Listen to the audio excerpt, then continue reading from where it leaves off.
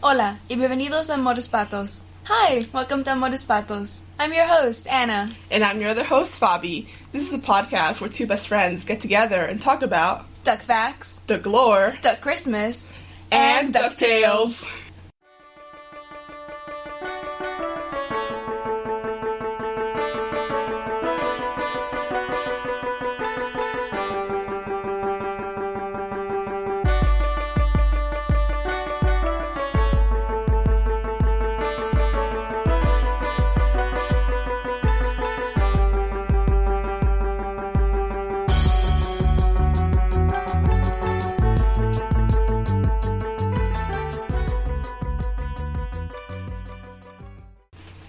Don't know how to start this. Last Christmas I gave you my heart, but the very next day you gave it away. You're welcome to this beautiful serenade by yours truly, which we do when we don't know how to start an episode. Every time Anna's like, I don't know how to start this, I'm like, I'm gonna start singing. But welcome to this. Merry Christmas! We're real shit at Yeah. releasing episodes when they should be released. Mm-hmm. So, Christmas in February. Yeah.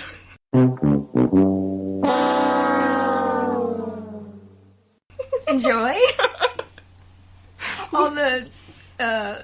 all the Christmas themes and Yeah, lovely family the love- emotions. Yeah, in February. In February. When you want to die. No, but like, watching this episode, I kept remembering how weird it was to be at Disney, like Disneyland, Yeah. like after New Year's Eve. Yeah. Because there'd be areas where you're just like, oh, it's just Disneyland. Yeah. And then you'd get hit by Christmas music, and I'm like, what the heck is happening? Was it Main Street that kept playing Christmas music? Main Street kept playing, and then Fantasyland kept playing Christmas music. I don't remember. I Like remember Main Street. I remember This is like vividly. the Christmas tree. Yeah, when we were in line for Mr. Toad, Yeah. we were all singing sometimes because it was like Oh. Christmas music was still going on. I love the Mr. Toad. I do too, but sometimes I feel like the line's way too long. Wasn't that bad when we went? Mm-hmm. I won't I like the ride, but I won't go on it with the lines too long. Yeah. I like you, but not that much. I mean, to this day, I haven't been on like the Peter Pan ride. Dude. It's always way too long. I've been on. Yeah, I gotta go on. Oh. There's a point where you have to like wait the 5 Oh hours. no. Like at one point I will, but just not anytime soon. Jesus. Well, because I can only go like during the busiest seasons. Yeah. So which sucks, but I mean, you do what you gotta do. Mr. Toad goes to hell on the ride, but Yeah. not in the movie, I which is so know. disappointing. It was. I watched the movie waiting for that, and I'm like, he doesn't go to hell at all. He just goes to jail. Like, that ride is so wild, like, Yeah. literally, Yeah. because it's so fast. Yeah. Yeah, like, oh, wait. Yeah. We get hit by a train. No, wait. Oh, shit, we're dead now? The devil was there. It's so funny. And then when it gets to hell, it's so toasty and warm. Yeah. I think was that new? I think they it's make it new. hot. in Yeah, there. Yeah. I Just think. fun. Like a dragon or something. Yeah. Anyway, this is episode 6 of season 2 of Yes. DuckTales. Last Christmas. Yes. Episode Last Christmas. Exclamation point. Yeah. The title is a reference to the Wham song. Yeah. Last Christmas. I love that song so much. It's a good song. Anyway, this episode's story is by Frank Angones, Madison Bateman, Colleen Evanson, Christian Magalhaes, and Bob Snow. It was written by Frank Angones. The storyboards are by John Sebastian Duclos, Sam King, and Jason Riker. And it was directed by Jason Zurich. Yay. It's such a good, like... This is a very good episode. Yeah. I've forgotten how good it was. Same. It's been almost since like December Yeah. that I watched it, and I'm like, damn, yeah, I remember this is a really good episode. There are so many references I bet. and like nods to stuff, Mm-hmm. like just comics and like original series and the Mickey's Christmas Carol. I bet, yeah. That during notes for this, I'm just like, oh god, wait, pause, okay, Jesus. I'm aware of some, but again, it's not my job to notice these things. It's mine. My self-appointed job. My job is to write down funny jokes I could add. But yeah. But let's get into our watches. I tried coming up with a fun joke for Benzino Gasolini that was Christmas themed, but it was late and I was tired, so you get Jingle Baloney. Wait, you got a nice little place here. Only hotel, I'm never stay inside. Does that even make sense? I mean... There's like the Oni, Yeah. which isn't even part of his name actually. But I mean, you could stray from it. I feel like you got it. It's good. alright. Yeah. He's not here. He's not... It would have been perfect. It Just would have. replace the guy we actually get from the 80s series with him. Could have done that for us. Just like in the background of like the Christmas party, one Yeah. of them. Like, Yeah. just have him in there. I didn't actually look, but I assume he's not there. No, I don't think so. They would have. Someone would have let us Yeah, know. yeah. Yeah. I would hope. Yeah. Matilda McDuck watch. She's not here either. No. It would have been nice. It would have been nice And its face. any of our watches to have been completed this episode. But no, No. ain't our neighborhood watch.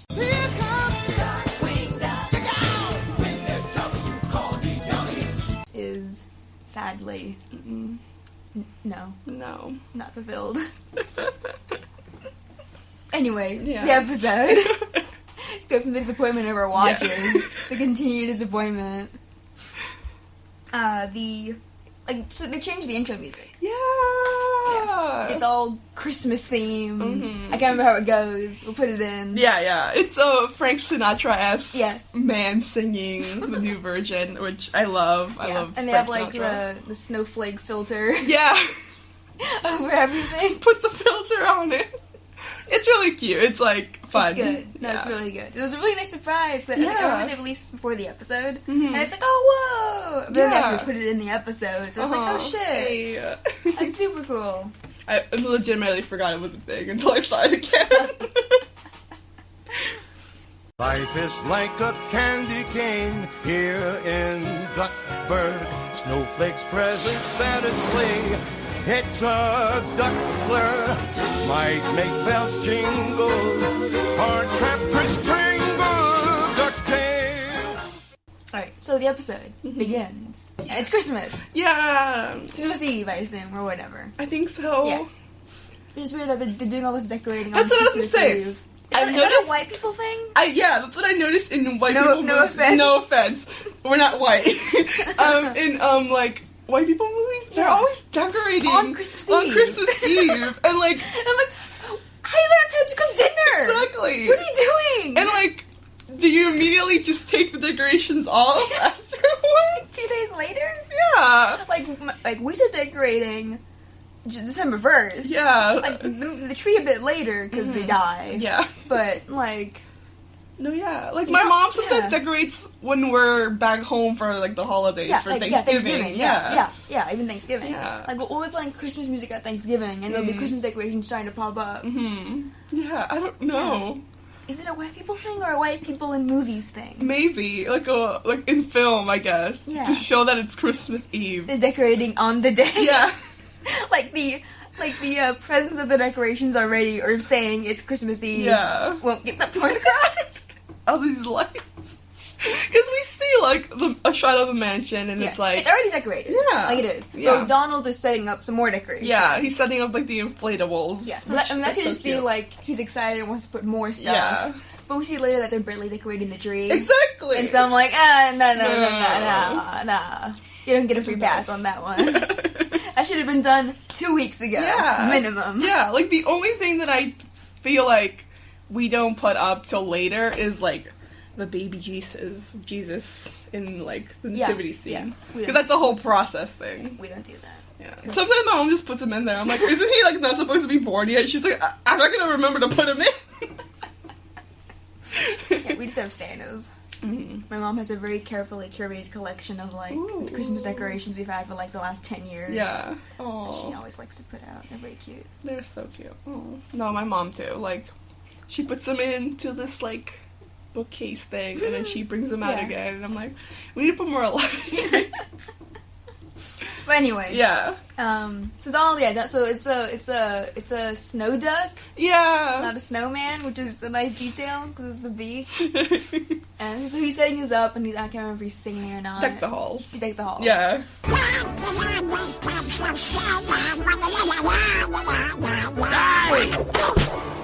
I assume he was singing. 'Cause he loves Christmas. He's wearing this very gaudy Christmas sweater. I love it. It's a green and I forgot. Striped Christmas mess. Yeah. It's great. I can only strive to have a Christmas sweater like that one day. I still don't have one because I can never convince myself to spend the money on You it. gotta. I have my 3 clever girls in homage to both the 3 wise men and Jurassic Park. It's velociraptors wearing crowns. Well, the other day that I was buying a sweater, I saw one that was Christmas themed and it was Venom. So I'm gonna buy that for next year. Live your life. Just your bliss. And it wants to kill me for all the Venom stuff. That's fine. Anyways, he's singing. And we see Scrooge open the door and tells him to get all that shit off his lawn. Yeah. And Donald's like, it's Christmas, dude, chill out. But Scrooge points out that he has a pilot who can't tell the difference between Christmas lights and landing lights. Yeah, and we see that he has, like, some very landing light Christmas lights on the floor. Yeah. And he starts, like, because you can hear the plane coming. You hear the plane coming in. Because we know that Velociraptor just parks the plane on the front lawn. And Donald is, like, in a panic trying to, like, deflate the balloon by, like, destroying it. And then, like, unplugging the lights. Gets electrocuted, because of course he does. Yeah. And Scrooge just closes the door. So what's the hell happen? And we hear the crash. Yeah. I'm just like, what the fuck? Donald is dead. But you have the perfect yard for a winter wonderland. I also have a pilot who can't tell the difference between Christmas lights and landing lights.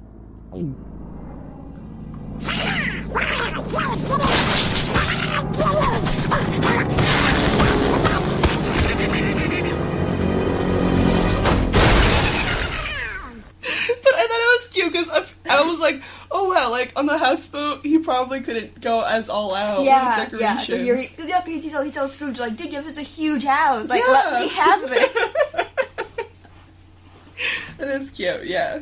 It's cute. And then we see inside that they're decorating the tree. Yes. As we said. Poorly. Very horrible. It's Webby. Just Webby. Because she's tied a rope to the top of the tree and just swinging around it, throwing ornaments. Yeah. And, like, only on the lower third of the tree. And poorly. On that lower third. No. We see Huey has his Junior Witchet guidebook. Yes. With, like, the perfect Christmas tree decorating diagram. And he's like, I have some notes. Yeah. And Louie's like, don't, or I'll cry. Yeah. No, she's like magic, and she just like hugs them. And then said they're wearing Christmas hats. Webby's still wearing her normal outfit, but she has little antlers on. Yeah. Duckworth. We see Duckworth. He's putting the star in the tree. He's just like, might as well. Might as well. He's like, I'm not gonna get into how messy it is. He's like, I'll fix it later. Yeah. And we see Louie writing. But then we see before that we see the whole mansion is decorated. Yeah. The whole thing in the inside too. There's like the dog nutcrackers, like giant ones, and like stockings, and all the Christmas shit. All the stuff. So many candles, wreaths. I don't know what that is. What? Oh, like golden Christmas. Yeah, gold Christmas tree thing. Gold Christmas tree things. Yeah. And we see Scrooge like stomping his way through because he's like, fuck Christmas, fuck everyone. Okay, this is also, is it a movie Christmas thing? Writing the Christmas letter. Yes! Christmas Eve! Yes! Writing the letter to Santa on Christmas Eve. It's too late, Louie. Yeah. It's too late. Just like that 2 weeks ago. Same thing. Exactly. I remember my daddy usually took my Christmas card. Yeah. He obviously didn't put it in the mail. But one time I really wanted to like put it into the mailbox, so like he took me with him. Yeah. But I feel like my dad was internally like, I don't know what she wants. Yeah. Give me the letter. No. He's like, I'll put it in for you. Puts in a blank envelope. Yeah. Puts the letters on your jacket. Hey, look over there. I put it in the mailbox, but you weren't looking. You missed it. You missed it. Yeah, Louie is writing his letter to Santa on the night of Christmas Eve. Yeah. Too late, Louie. He's he has his normal hoodie, but it has a Christmas tree on it. Yeah. So he has a Christmas themed hoodie. Nice. And he's apologizing to Santa he's like, Claus. I can explain. And Scrooge just, like, grabs his letter and just crumbles it up. And throws it in a ball. And Louis like, dude. Not overly upset. No. But just like, what the hell? rude. And we see Scrooge just stomping up the stairs and Beakley stops in front of him. Mm-hmm. She's organizing the Christmas festivities. Like the schedule. She looks lovely. Yes. She always does. She always does. She's got a Christmas candy cane. Yeah, a candy cane apron. Yeah. Which I'm like, that's cute. Mm-hmm. You see that, it's like, everything's like 8:15 is dinner, and then after, it's our first reference of the night. Yeah. The, At 9:08. Yeah, really? Yeah. Jesus. It's very exact. It's like, you just know if you're not done eating, like, drop your food, drop it, throw it out the window. You're going to... They have a screening of Christmas on Bear Mountain. Hey. I'm sorry. So, Christmas on Bear Mountain. Yes. It's a Carl Barks comic, published in 1947, originally. Damn, that's old. Yeah. It was first published in Dell Comics, 4-Color Comics, number 178.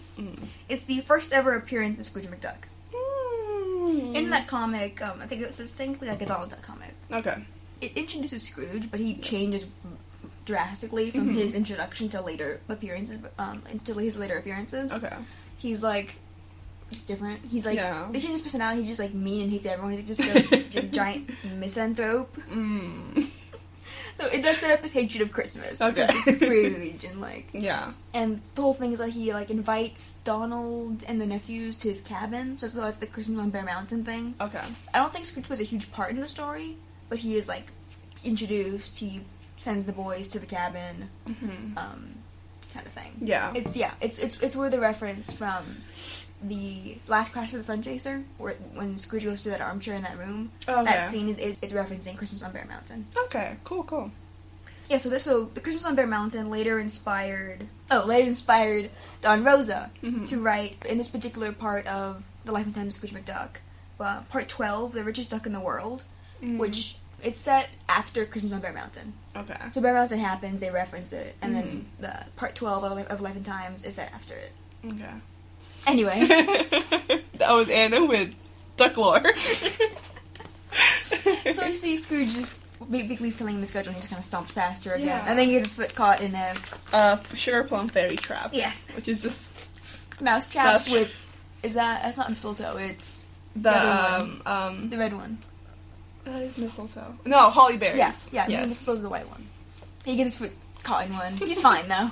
He's just really, really mad, and that's like the last like thing. Yeah, because he starts yelling from the balcony about how much he hates Christmas, basically. No! Yeah, crass commercialism, empty sentiment, and all the trappings of the holiday! And the endless monuments to that reindeer-rustling, red-suited rip. He's like, fuck capitalism. Yeah. And I'm like, wow, who are you? Who are you again? It's also like, hey guys, like, fuck the color commercialism and the trappings of the holiday, and especially fuck Santa.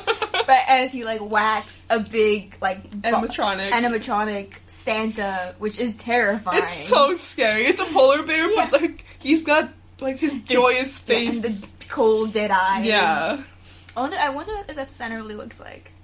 I think so. Like in this universe. Yeah. I feel like it. We have to see Santa at some point, right? I feel like we do. Right? We keep getting Scrooge's like beef with him, and it keeps getting more and more intense whenever it's brought up. He has nightmares about Santa. He sees Santa, he shoots him on sight. That's all we get.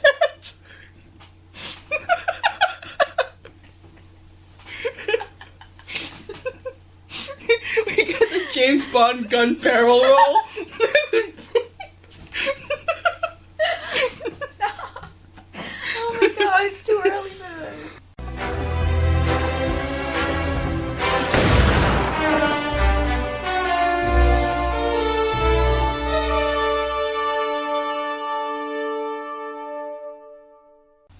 So he gets mad, and he's like, "Who put this up?" Yeah, and everyone points at each other. It's including Duckworth. Duckworth. Yeah. Dude. It's funny at Louis. Everyone's blaming each other. Donald walks in. They're all blaming Louis except for Louis. That's right! It's blaming Duke. I didn't even notice. I just noticed it too. So I guess it was Louis' Yeah. fault. Or they just scapegoating Yeah, him. who's more like... Yeah. Because Donald walks in, tangled up in Christmas lights, sees everyone pointing at each other, and walks back out. Yeah. And so Scrooge beats this animatronic to death. Yeah, it's horrifying. Like, it's like, Sir? sir, it's Christmas Eve, and you're beating this animatronic Santa to death. No one really reacts to this, even though it's a bit extreme. Yeah. And it's Christmas Eve. Yeah. And I assume the family wants to spend time with him or whatever. I'd cry. No one reacts. We're like a shot of Webby. Because Scrooge says, bah humbug. And she's like, he said it. Yeah. I'm like, He just beat an animatronic Santa to death. Why are you not more concerned about that? and then we get a shot of the body, right? Yeah. Yes, we do. I hate animatronics. Bodies. There's like the eyes popping out. And he's still wiggly. Yeah. Oh, it's ugly. I can't breathe. I never thought an animatronic Santa would do me in. I mean, I knew, but... That's the prophecy. Yeah, like, and that's kind of the last we get of it. Oh, I want to mention, what? he specifically says that traitor. He calls Santa a traitor. Good God! Yeah. The plot keeps the plot thickens. Further, what the hell?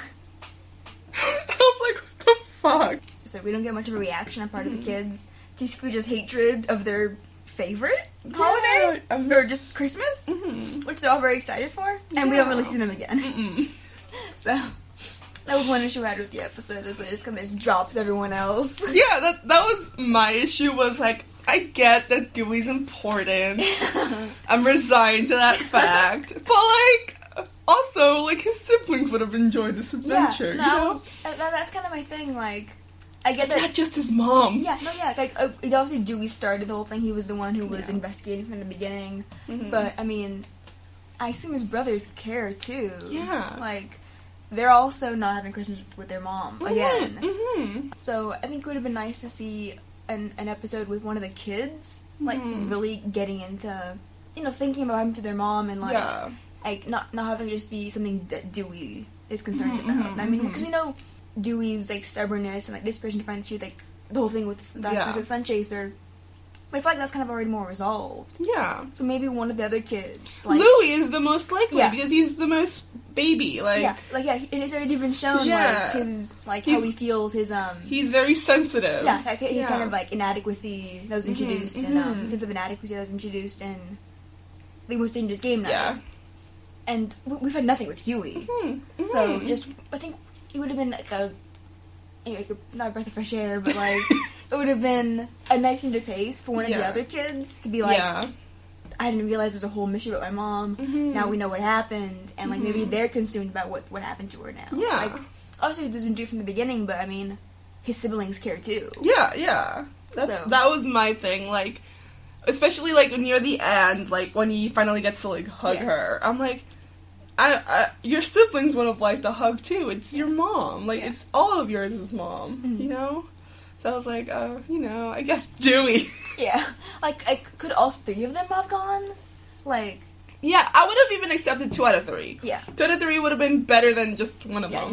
And just that one just being Dewey. Again. Yeah. I would have accepted a Webby going. We're not related, but I know someone who really cares about you. Yeah. My brother immediately, he's like, oh, fuck. Your brother, the Dewey hater. The Dewey hater. But yeah, so we see Dewey. Yes. That was there. He shut up in his room, like Scrooge. He stomps off to his room, slams the door, a poinsettia falls off the edge of a thing and breaks. Like the thing, pot of the poinsettia. Whatever.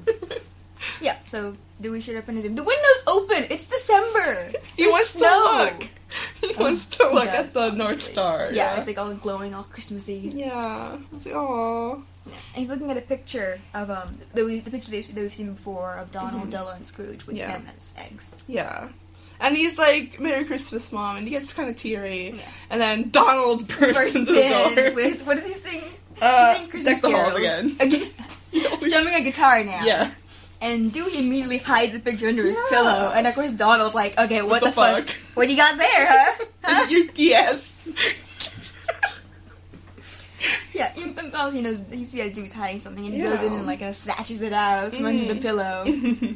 And... he's kind of mad, but then obviously he's like, oh. Yeah, like, immediately he's like, oh. Because we see that almost immediately he doesn't know how to deal with what happened to Della. Yeah. Like, he doesn't know how to talk about it with the boys. Yeah. And we see it here really clearly. Because there was a bit of it in Last Crash of the Sun Chaser. Yeah. When they say, we know about the Spirit of Selene, and he just goes, oh. Yeah, yeah. And like, it's not... It's kind of the same thing here. Yeah. He just kind of goes like, oh, okay, like... Yeah, like, really, he gets super awkward. And he tries to talk Dewey to come down with the family. Yeah. But he doesn't push. Yeah, he's like, okay, if and you don't want to quickly come... leaves. Yeah. Because he doesn't know how to deal with it or talk about it.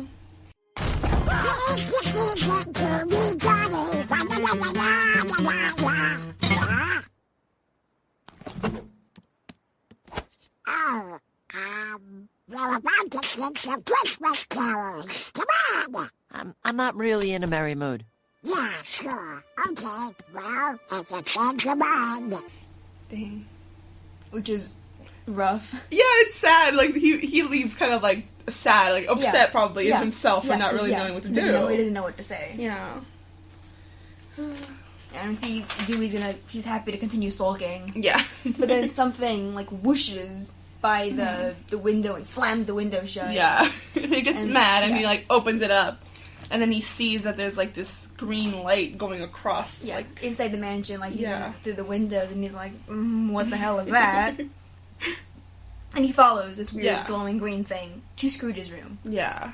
Where we hear ghostly wailing.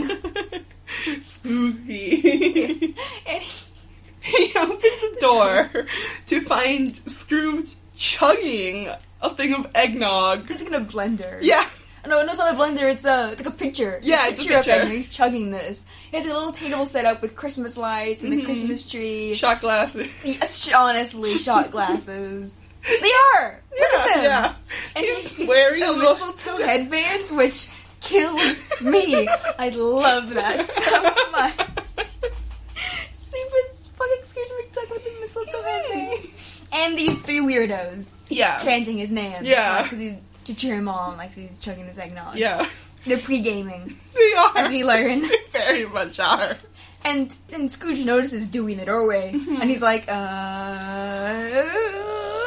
and he quickly pretends that the ghosts are attacking him. Yeah, yeah. Oh, spoilers, they're ghosts. They're so we have like a Grim Reaper guy, a cricket, and a pig in a green robe and laurel. Yes. So he starts play acting and like fighting them. Yeah. Dewey immediately he goes to help his Uncle Scrooge, you know, because he doesn't want the Grim Reaper to take him away. Yeah. He goes and tackles the Grim Reaper, who vanishes and reappears like on the other side, and then the pig vanishes and reappears, and just picks Dewey up. Yeah. And we see that they're ghosts. The pig jokes about how they're ghosts. Yeah, because he's all like, "Wow," and I thought we had spirit, and he's Get like, it? Because we're ghosts! And he hugs Dewey super tight. And then he also grabs this floating cricket guy. Yeah. Flying cricket guy. You know. He looks very familiar, but is not related to the other cricket in Disney history that we know. And the cricket calls Dewey a party crasher. And the pig hugs Dewey, and Dewey's like, I'm really confused. Yeah, because the pig is, like, really friendly, and he's like, the more the merrier, we're fine.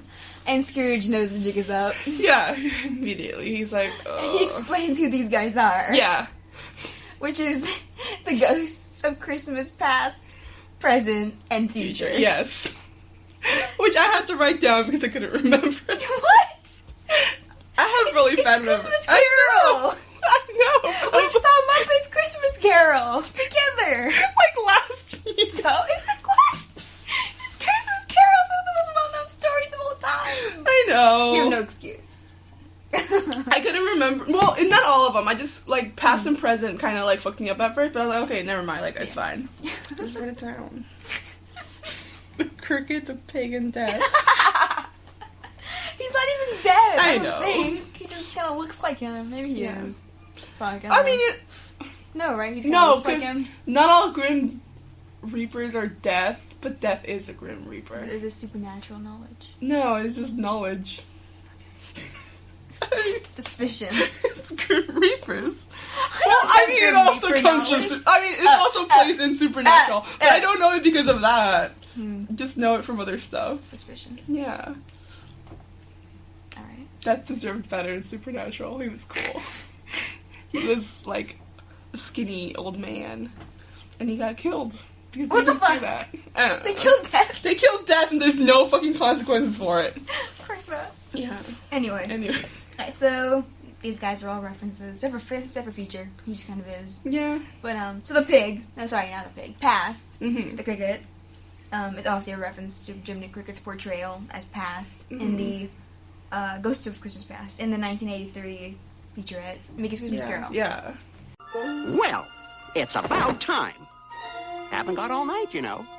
Who are you? Why, I'm the ghost of Christmas Past. Oh, I thought you'd be taller. He's voiced by Jack McBrayer, Yeah. who I really hope, as we know, would voice Rocker Duck. Mm-hmm.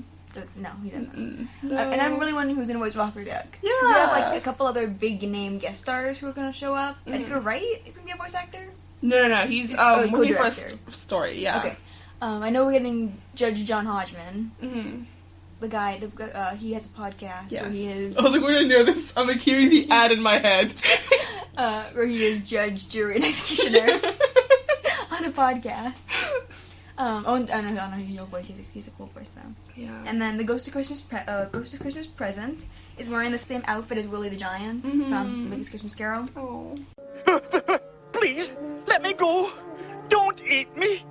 Why would the ghost of Christmas Present, that's me, want to eat a distasteful little miser like you? Especially when there are so many good things to enjoy in life. He's voiced by Bill Fagerbakke. Yes. Who is Patrick Starr. It's the same voice, and he does the same, like, slow face at one point. Yeah, he does. He also voices Broadway from Gargoyles, the 1994 Disney animated series, which I love. Yeah, he was also... A bunch of other people, but those are the two I listed that I cared about. Yeah. He was also in, if you ever want to see him actually, like, as a person, he was in How I Met Your Mother. He was, someone's dad. I forgot the name. But if you know, you know. And he was cool. It was nice to see him, like, actually visually there. It's like, whoa, you're a person. The Green Reaper doesn't speak Future. No, he doesn't give a peace sign, though, which I loved. In every photo. Yeah, Future is fun. He's a mute skeleton man. Mm-hmm. And so Dewey asks, like, what the fuck? Yeah. Still, what the fuck, though? Turns out that these ghosts accidentally haunted Scrooge's home many years ago because they mistook him for a different Scrooge. Yeah. So Mr. Scrooge canonically exists. Yeah. I love it. I hate it. But then, so there's no Christmas Carol. The story doesn't exist. That's what I'm saying. Because these ghosts are real people, and Ebenezer Scrooge is a real person. Mm-hmm. So, like... he died. Yeah. Yeah. Well, he died. Yeah, well, he died. Well, yeah, but, like, a horrible, horrible death. Because did he get... No, because the cricket mentioned Tiny Tim. Okay. I wasn't sure if they got to him eventually. No, the Christmas Carol story still happens. Okay. But just, there isn't a story. Mm-hmm. Like, it's canon. It's facts. Like, the point is, like, naming Scrooge has no negative connotations. Yeah. It's just his name. It's just a name. Anyway. So, the ghosts, when they accidentally hunted Scrooge and they realized it was the wrong Scrooge, they decided to have fun instead of teaching him a lesson. They was like, oh shit, we can party with this guy. And so, Scrooge hating Christmas is an act. Yeah. We learn. Yeah. That the only reason he pretends to hate it is so he can have this one day to cut loose and have no responsibilities which to his family or to work. Includes keeping the world safe from the world-eating serpent, Jormungandr. And Dewey goes, wait, what? And he just doesn't say anything. Change the subject. Yeah. I got some facts on Jormungandr. Okay. Say Do some Norse mythology. Mm-hmm. Fuck. He's the Midgard or world serpent, one of the children of Loki. Yay! And Angerbode, a giantess, a Jotun, along with the wolf Fenrir, and Hel. Okay. And so Jormungandr circles the world in an Ouroboros, and grasping its own tail, and when he releases his tail is when Ragnarok will begin. Okay. So I'm assuming Scrooge is stopping that from happening somehow. So every year, Scrooge looks forward to this one time when he can fuck off and not have to worry about any responsibilities. Even though he didn't really have responsibilities for the last 10 years besides sad Being and sad. work. But yeah, I guess he needs to be less sad. Yeah. So, but Dewey's like, so you don't hate candy canes or ornaments. Yeah. And he's good about Santa Claus, which gets the biggest reaction we've seen. Like, we see his irises, like, his eyes are intense, and he's just, like, holding Dewey he grabs Dewey, like, no. Like, that's not an act. Like, You can't trust him. Yeah. And Santa Claus? No! That churlish chimney chaser is not to be trusted! But they do the fun thing from, like, the Disney animated movies when their eyes go a different color. Yeah. When they're, like, scared or mad or whatever, which is nice. It's a cute detail. It's so scary. Yeah, it's like, Scrooge, calm the fuck down. Oh my god. But let's wonder about, like, last Christmas, though, because they're in Everest. But I feel like he just fucked off at night. Maybe, yeah. And also, it might not have been Christmas Eve. Yeah. It'd be, like, right before, right after. We didn't see them decorating, so No. it wasn't Christmas Eve. It wasn't. But, like, he hasn't had his family around for the last decade, so, like, what have you been getting away from? Well, like, sad, like we said. Yeah, I think that's it. It was a 24-hour job. Just being sad and depressed. Mm-hmm. But, so see, they're ready to head out. Yeah. So Dewey promises to, keep this a secret. Yeah. And we see that Pass has a time umbrella, which they can use to travel through time, to go to history's greatest Christmas parties. So that's what they do. Yeah. That's what they do. They go to history's greatest Christmas parties instead of spending Christmas with anyone he knows and loves. Yeah.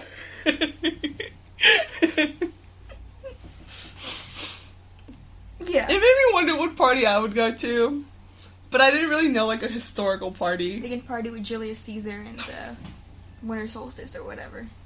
I just want to go Christmas back didn't to my exist. 7th birthday. Because I collected... You gotta go Christmases! No, You can't do it I want to normal know my time. birthday. You can't! It's only Christmas! No, because someone stole my candy and I want to know who it Only was. Christmas. Unless your birthday's on Christmas, it's not gonna work. My friends' birthdays are on Christmas. Oh. Whatever. I mean, maybe because usually they don't end up getting gifts. Yeah, it's true. Yeah. But so Scrooge says, Scrooge does, told you, I'm happy to have you here, but I need a break. Yeah. So I'm gonna go party with these ghosts. Yeah, because Dewey agrees. Dewey agrees with them. Like, okay, Oh yeah, because they can hear Donald singing Jingle Bells in Spanish. Yeah, Cascabel, which is cute. Yeah. When I first heard it, I'm like, what is he singing? I'm like, oh, Cascabel, okay. We said that both Dewey and Launchpad, not Launchpad, Dewey and Launchpad come from. Your desire for him to be in this episode. Both Dewey and Scrooge are kind of sick of Christmas. Yeah. And family and responsibilities and just like having to deal with them. Yeah. And so it's when Dewey promises, yeah, I'll keep it secret. Yeah. So they're getting ready to leave, and Scrooge asks, I think someone asked where Where's they're the going. party? Yeah. And one of them is like, you mean when's the party? And Scrooge is like, ugh, time traveler. And the cute reference to Doctor Who. Yes. Because he was a time traveler. Yeah, Time Lord. Yes. The best. But so there's past quotes from the Christmas Carol when he opens the umbrella to go time travel. He's like take heed, rise, and walk with me. So, where's the party? When's the party? Oh, time travelers. Take heed, rise, and walk with me! It's a line. line. That's yeah. what he says when he takes Scrooge Scrooge lift to the off. window. Because they're like holding hands and they're gonna all go together. Yeah, so they're flying out of Scrooge's window in a line. And as they fly out, they drop suddenly. Yeah. But only very briefly, and they keep going. Yeah. And then we see them go up through Duckburg. Yes. And they're traveling back in time. Yeah. We see a bunch of buildings and monuments kind of vanish. Yeah, and we see like the times going back, of course. Yes, yeah, in the big clock tower. So really pretty. It is. So nice. It's really nice. We see like a clock tower disappears, Glomgold Industries disappears, the money bin disappears, and then we see that they go right back. Oh, before that we see because Scrooge asks, "Oh, where are we going?" He mentions like a party at Andy Warthog's factory, reveling with rebels crossing the Delaware. Yeah. But instead, they go right back to the mansion. Yeah. But not back when. Yes. And we see that the mansion is still very brightly decorated. There's a party going on with music and stuff, and they completely disregard typical time travel danger bullshit. Yeah, by having Scrooge see his past self. Yeah, they directly interact. They like greet each other. Old me, young me, and we see that this is Agent 22 timeline era Scrooge. So this is like the 60s. Yeah, fun. Yeah. Because I have some thoughts. Yes. But we see, so they go to the mansion, and we see it's the first ever McDuck Enterprises Christmas party. So from this we can infer that something case files of Agent 22. I think Agent the 22. first part. I don't either. I don't remember. Confidential case files. Why do I always think it's missing? Me too. I think so. The confidential case files of Agent 22. Yes. Was set in the early 60s, and this is set after that. Yeah. So Scrooge was barely starting his company then. Yeah. Like, he was rich. I don't know if he was the richest, and he was just starting his company. So that's really interesting. They go to a time period when Scrooge is barely starting. Yeah. Because this Christmas party is full of people. Yeah. Full of people. The employees. And Scrooge remembers it very fondly, you see. Yeah. He's like, the future was bright ahead of everyone. Yeah. I was like, oh, that's really sweet. Yeah, and just seeing Scrooge inviting all these people to a Christmas party. Yeah. And him, willingly being at it is interesting. Yeah, because he says first annual, and I'm like, how long did it end up going for? Obviously, it hasn't happened in the recent years. Yeah. For how many years did he have an annual Christmas party? Yeah, until he got really bitter about people and money. When did that happen? Yeah. When did he... Because we see a bit later, there's something else going on. So, yeah. We see... Beakley, or Agent 22, dancing and having loads of fun. Everyone's cheering her on. Yeah. She looks great. Yeah. It's great. And then it's Present, who's like, I got a party with her. Yeah. And Scrooge, he's just interacting with everyone. Yeah. In this time period. He's not worried about, messing up the time stream or whatever. We're not gonna have a Back to the Future thing going on. Every step you take is gonna fuck everything up. It'll cease to exist. Yeah. But also, there's no concern about, your mother trying to sleep with you. Oh, no. What was Back to the Future? I love that movie so much, but there's so much wrong with it. What was that? just insert the John Mulaney bit he has about it. I'm confused here. This best friend, this is another student, or... Oh, no. No, this guy's either, 40 or 80. Even we don't know how old this guy's supposed to be. But one day, the boy and the scientist, they go back in time, and they build a time machine. Whoa! It's so dumb. Stupidest thing ever. Anyway. Scrooge goes to go dance, but we see Duckworth, the living Duckworth, pulls him aside. Because Duckworth is in his original series, outfit color scheme, which is nice. Very handsome.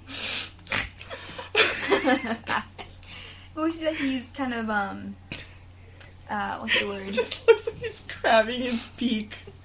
We see that he's kind of, admonishing Scrooge. Yeah, he's you're supposed to be making, business partners, making nice with all these really rich people. Yeah. The party was meant to strengthen business ties, not just goof off. Yeah. And he's, straightening Scrooge's glasses and his outfit and his hat, and then shoves him towards his current board of directors. Yeah. I'm not sure if they're that now. Yeah, they're just... They look exactly the same. And one of them is named, the one that's voiced by... I would have mentioned before, one of them is voiced by Mark Evan Jackson. Kevin from Brooklyn Nine-Nine. Oh! And I forgot to look it up, but he's the goo man from The Good Place. The guy in the cocoon. Forgot his name. I think it's... Forgot his name. No, I don't even know. I don't remember. Sorry, I should have introduced you. This is my boss, Sean. Hello, imbeciles. It's like a name like Kevin. Evan. No, it's the actual name. Fuck.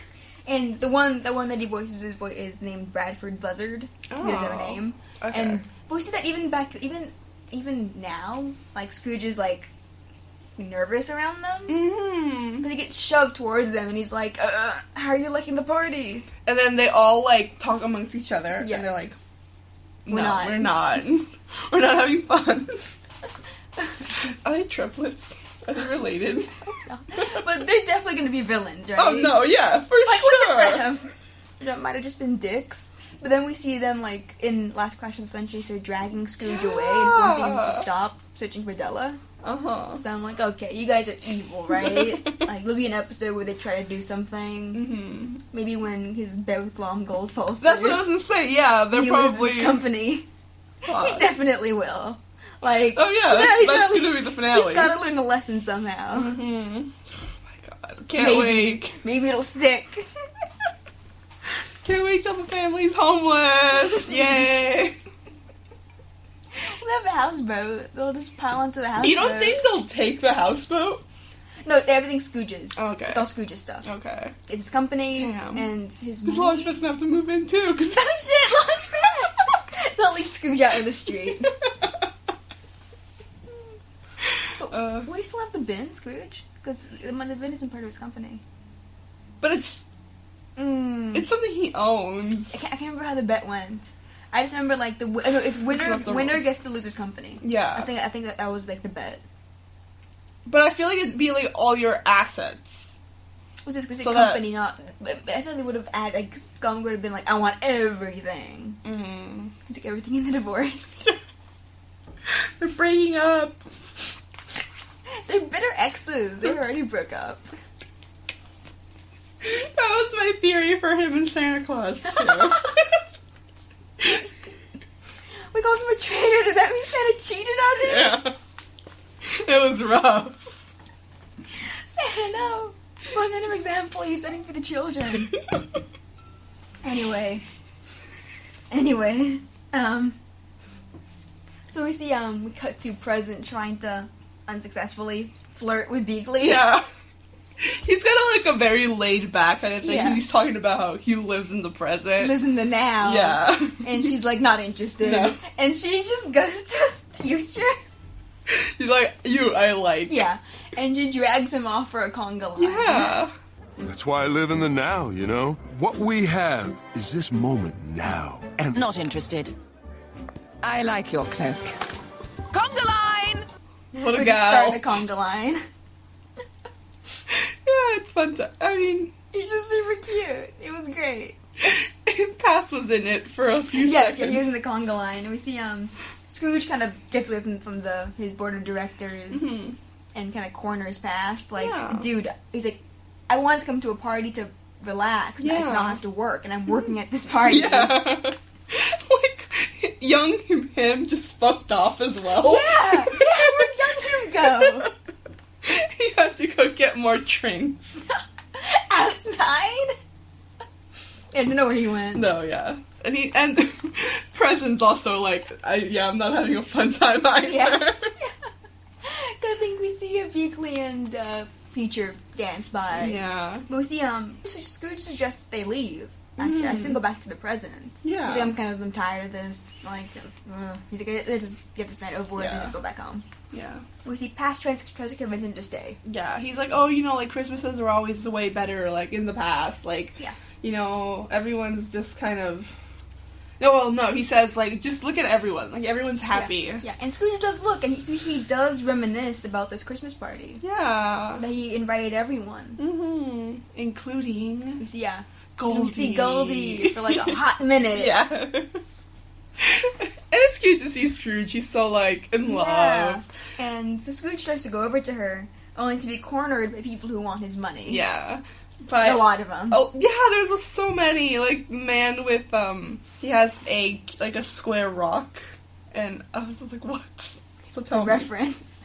It's like reference upon reference upon reference. So this is Professor Rut Betla, who was named and designed to look like Rhett Butler from Gone with the Wind. Oh, okay. Famously portrayed by Clark Gable. And he tries to get Scrooge's funding for an expedition to the Andes to find more of these, what Scrooge calls square rocks, but are actually square eggs. Oh. Oh, okay, I see it now. They're like speckled. Yeah. So this is a reference first to the Carl Barks comic Lost in the Andes, which was published in 1949. It was a Donald Duck comic. Mm-hmm. It's the origin of the location Plain Awful. Oh, okay. It's where these square eggs can be found. Mm-hmm. There's a whole fucking thing. Like, Donald and the boy go to find square eggs. They don't. They find them, but they can't bring any of them back. Because of reasons.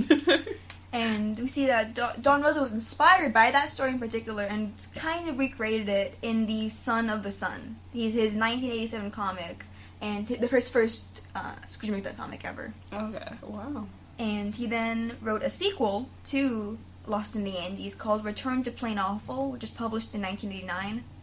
And there's a reference to the square eggs in Don Rosa's Life and Times of Scrooge McDuck, Part 3, The Buckaroo of the Badlands. Mm-hmm. Where there's a man trying to, I think, sell Scrooge or trying to show him his square eggs when he's on a train. Wow. Yeah. I can't believe square eggs have so much lore. Yeah, I know. When people just hop up and he's like trying to shove past them all. They're trying to Shark Tank him. Yeah. We see Goldie stuff like a gold candelabra in her purse. And then we get our second reference, third, fourth, eighth. So many. Another one. This is Captain Farley Foghorn, who's actually been mentioned before, which I missed. Oh. He was mentioned in the Golden Lagoon of White Agony Plains by Scrooge, when Scrooge and Goldie are talking. Oh, okay. Yeah. Yeah, he's a recurring character in 1987 DuckTales. He's a goofy captain who works for Temp Cap, or Temporary Captain Service, who is occasionally hired by Scrooge for some god-awful reason. He's the worst. He's worse than Launchpad, because he's so stupid.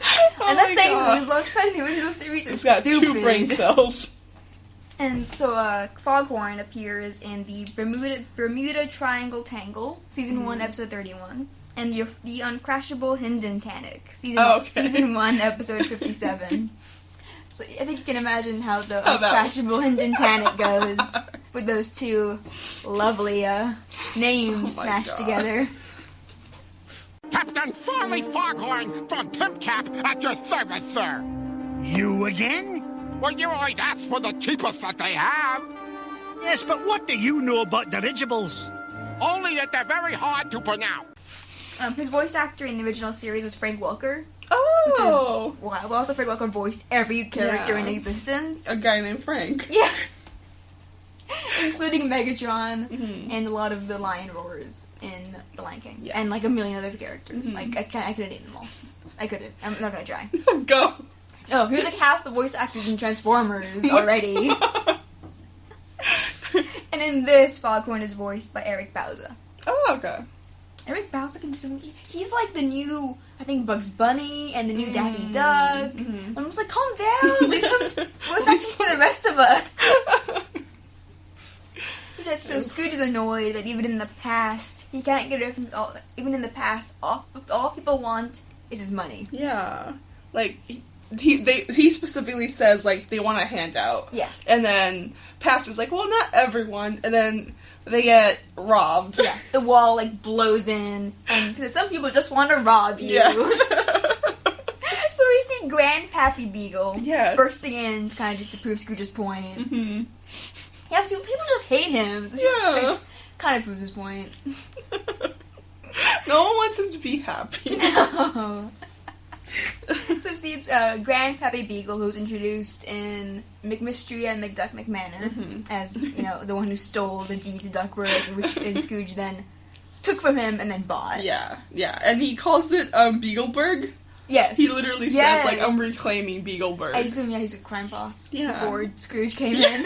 And replaced him. Yeah. Yeah. Replaced him?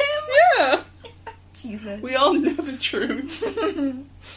So we see some Beagle Boy cameos that we haven't seen before. I assume these guys are dead now. I don't know. Very old? I don't know. I assume, are these then, I'm not sure if these would be Ma Beagle's brothers or uncles. Or... Well, it's the 60s. I feel like they'd still be alive. Yeah, especially that one. Oh, yeah, Jesus. So these Beagles are Bugle, Babyface, and Bank Job. Yes. They look like the originals, the OGs. And they have their, prison numbers. Yeah, I didn't fucking know. That didn't cross. I'm so used to seeing their fucking prison numbers. Yeah. Yeah, holy shit. I hate Babyface. He looks terrible. Yeah, ugly. I assumed that was Bank Job before I heard his name. I'm like, okay, yeah, because he was the other big one. And then I thought that was Baggy. I'm glad it's not, though, because I hate that name. It's Bugle. Well, I think Baggy and Bugle were used interchangeably. I think like that so. Name. He's wearing sandals. Yes. He's like a beatnik. Yeah. Thing. And there's 2 other ones in the back. Yeah, no nondescript ones. No. Whatever. You don't get a name. No. So... Grandpappy Beagle just sends them in to steal a bunch of Scrooge's shit. Yeah. Including the Ghost of Christmas Present. Who just rolls with it. Yeah, he's like, I'm gonna party with these guys. Scrooge doesn't do anything. No. I wonder if it's because he can't alter the time stream that heavily. Yeah, like he'll go and interact with people, but he won't do anything to drastically change anything, I guess. Yeah, because I guess young Scrooge was not in the room when this happened in the first place. Yeah, so the party ends with that. Yeah, everyone's just kind of like, okay. They don't seem too upset, though. No, honestly. they don't. I mean, I assume that this is kind of typical. Like, the Beagles have been after Scrooge for a while. Yeah. It's like, oh, you're going to Scrooge's party? He's like, aren't you afraid of getting robbed? It's like, but it's worth it. So you see Scrooge is properly fed up at this point. Yeah. He's willing to just go back to his family, which I'm like, alright, Scrooge, it's such a chore for you. But again, Cass talks him out of it. Yeah, he's like, no. Like, a little bit intense. Yeah, a little insistent. He's like, okay, like, you deserve a break. Yeah. Like, just one more try. Like, we can do this. Yeah, and so they leave. And they leave present and they leave future behind. Yeah. And we see that they go to Scrooge's first Christmas in Duckburg ever. Yeah. And I really wanted to know more about this. We get 2 seconds of it. It's, so this is before Scrooge's company. This is before his family, before Donald and Della and any of the kids, obviously. This is when he had no responsibilities other than himself. Yeah, he's literally just in the woods. Yeah, just sitting there. Yeah, so this is definitely would be life and times Scrooge, before the company, before anything, when he's on his own traveling the world. Yeah, we don't see Scrooge though. We don't see past Scrooge. Yeah, which I really want. I'm like, is he in the tent? Where is he? I want to know. I really wanted to know more about this Scrooge. Yeah. This era of Scrooge. It's so, calm. Yeah. Because there's nothing. It's 1880 or something at this point. Who knows? Nah, probably not. It's probably 1900. I don't know with Scrooge anymore. Time's mini. We know he's 100. He knows 150. You know that. I'm not kidding. Yeah, he's really old. So, this is, somewhere in the 1900s, before his company. And there's a fire going. Yeah. Bonfire. It's a fire. What's it called? Fire. Bonfire. Is it? Yeah. We don't know anything about camping. I haven't been camping in a decade. And I'm planning on changing that. Don't kill camping. It sucks. Afogata, if you know Spanish. Why can't I think of a campfire? Fucking campfire. So Scrooge sits with Past on a log in front of the fire, and it's quiet, and he enjoys it for all of 5 seconds. Yeah, immediately. Yeah, because snow's falling, and he's like, "Wow, this really was quiet," and he's like, "I fucking hate it." And then he thinks that Past was trying to teach him a lesson. Yeah, like they normally do, as they do. Teaching him to appreciate his family, that all the minor frustrations are nothing compared to the happiness they bring him. Yeah, family and togetherness. That's what Christmas is all about. And he announces that he's not going to be living in the past anymore, which for Scrooge is huge. Yeah, because that's all. That's all he does. Like, that's his whole thing. Like, that's a very big commitment for Scrooge, for him to say, I'm not living in the past anymore. Because that's his whole fucking bad. Yeah, yeah. Like, his entire point of pride is his past. Yeah. His past accomplishments, his struggles, how he got to where he is. Yeah. So if he wants to, like, really live in the now, that's really big for him. Yeah, because, like, that's his whole deal is the past is always better. Yeah. Yeah. Now I see your lesson, Spectre. The minor frustrations of your life pale in comparison to the excitement they bring. Hearth, home, family. That's what Christmas is all about. No more living in the past. Take me back, spirit. So he tells Past, like, all right, take me back, spirit. Yeah, like, I've learned my lesson. Yeah. And that's not what Past wanted at all. He's like, no. He's like, no. Like, I'm that's not taking you back. And, I mean, like, Jack McBrayer's voice is so threatening. Yeah, it gets so threatening. It sells the very, like, edge of, like, craziness with him. Because we see that Past is sick and tired of getting left behind. Yeah. When the selfish people they help learn their lesson and leave them behind, because they learn the true meaning of Christmas or whatever, and go with their families. Yeah, go with their family. They go help Tiny Tim or whatever. No. What's that now? Every year I spend my Christmas showing selfish ingrates the true meaning of Christmas, only to be ditched the following year because they have to look after Tiny Tim or whatever. But you were different. You always came back to us. Then your family moved in. How long before you decide to have Christmas with them and I get left behind again? Proof that everybody is Scrooge is a real person. And they did help him. Yeah, okay. But yeah, he's like mad. He's like, I always get ditched. Yeah. Like, when's the next person gonna come and get ditched again? Yeah, you know? so and Scrooge was supposed to be different. Because Scrooge didn't leave. He kept coming back to them. Like, yikes. Yeah. And now they're in the past with no other spirits to help him. And Scrooge's family can't reach them. Yeah. So they can keep redoing this Christmas forever. Yeah, he says we're gonna enter a time loop. Yeah. It's gonna keep happening over and over again. And then so Scrooge is like trying to grab at him. He's trying to get the umbrella. Yeah. But it's a fight. Yeah. So they start fighting, and it's a really really pretty fight. Like you get obviously we get that scene of like when it's all shadow and just like the fire and Scrooge is all in shadow and like the green of Past. Yeah. Like, it looks really cool. Scrooge tricks Past into thinking he's already nostalgic for a minute-old fight. And see, Past is, like, just kind of deranged. Just, like, immediately, he's like, oh, shit, like, we'll go back a minute already. Yeah, he's like, wow, now that's living in the past. Yeah.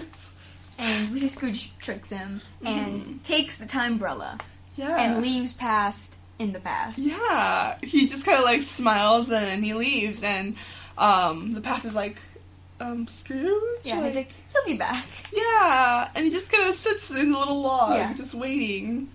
And that's it's cute. And but, leaves. Yeah. Yeah, so, like, just the twist with the Ghost of Christmas Past, specifically the Ghost of Christmas Past, wanting to stay in the past. Yeah. Like completely, like, counter to the whole point of his character, was, like appreciating the past, you can move on. Like, being aware of the past at all times.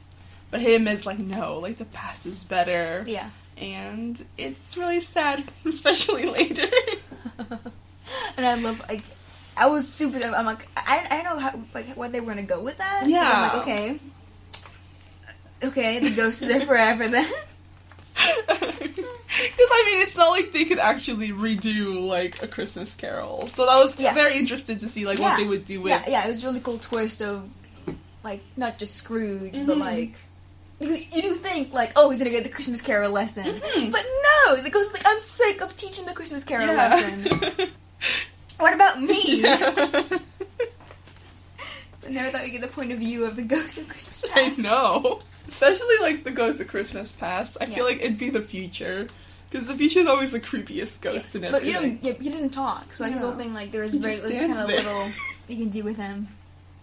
Just stands there for 15 minutes. You're zooming into their faceless face. God. But yeah. So, we go back to 11 minutes ago. in the future. Which is cute, because Dewey, of course, tags along. Yeah. When will he not try to do something horribly dangerous? He's the reason they dipped, obviously. Yeah, he's, Yes. he's hanging on the creature's back, and him falling is what dragged them down for that quick second. Yeah. And so he falls off entirely. Yeah. And he lands outside the mansion, but not the same mansion he just left. Yes.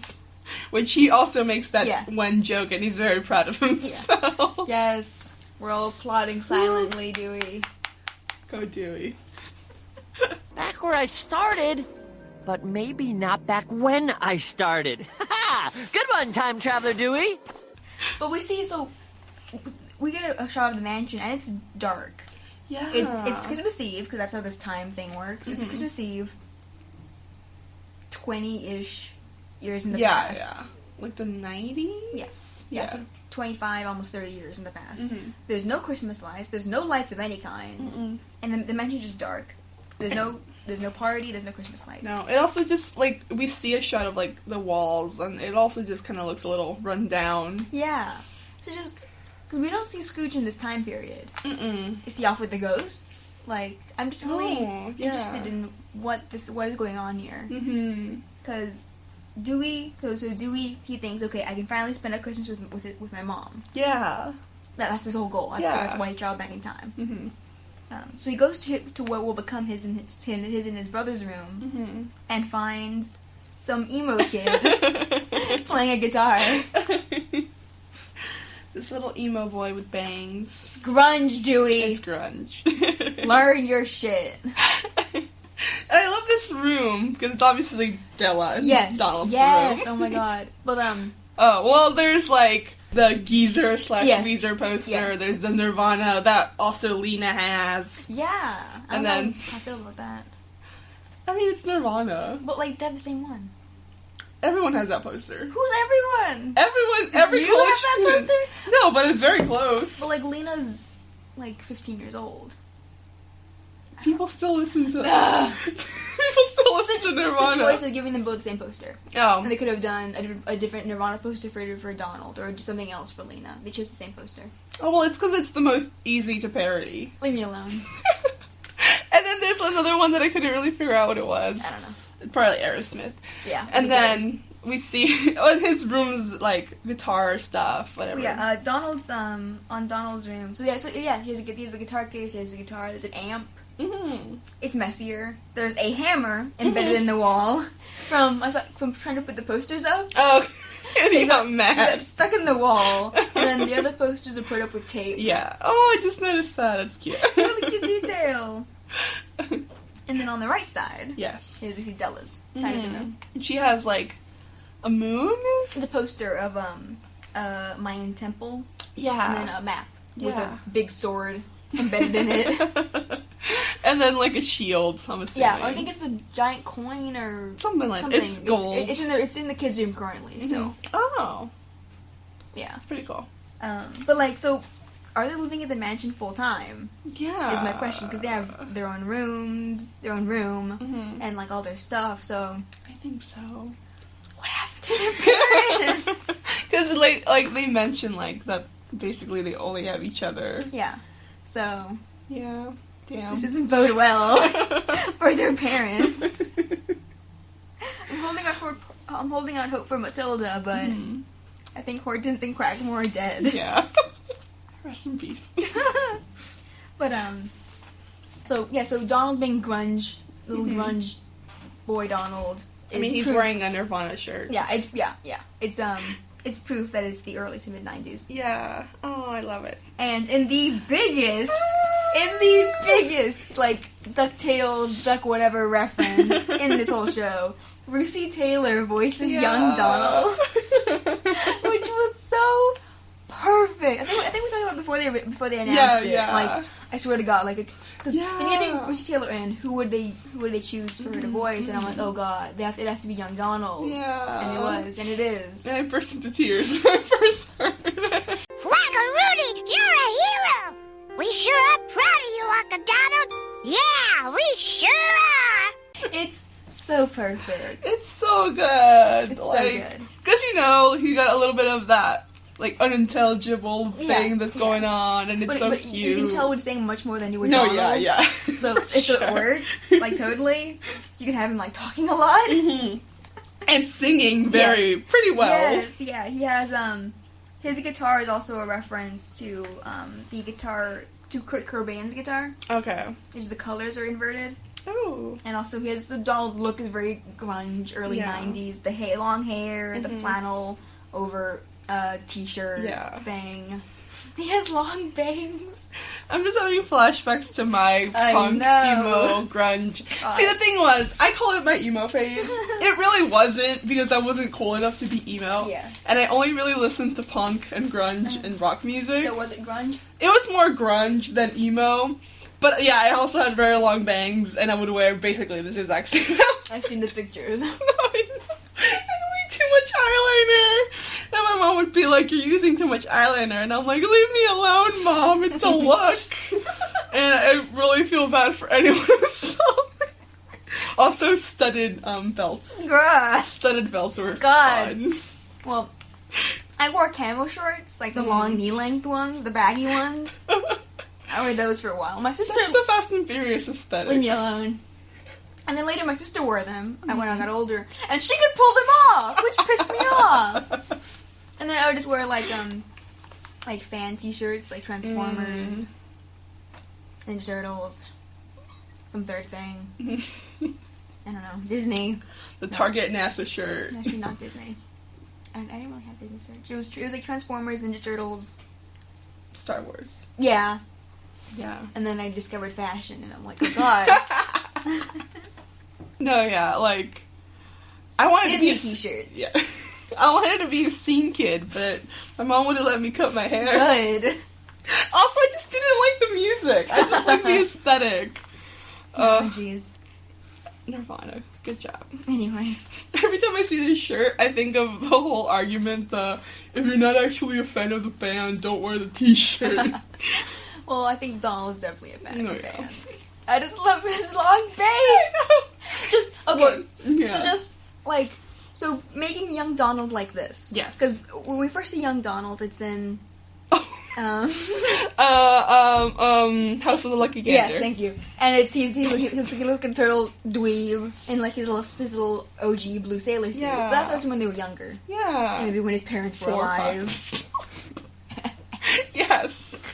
And so making him like a grunge kid, because DuckTales is really good at making, like, it's still cartoon. Yes. So very much cartoon, but making little details so it feels much more real, much more grounded in real life. Yeah. So making Donald dressed like this, having the band posters, makes him feel like a much more real character. Yeah, he's not just Donald. Yeah, instead of just Donald Duck, like the whole like the 90 years or however 80 years of Donald Duck we've had. Yeah. Is making him a real character for this. Like when he was a kid, he wasn't just a small Donald Duck. Yeah. Like, he wasn't a grunge.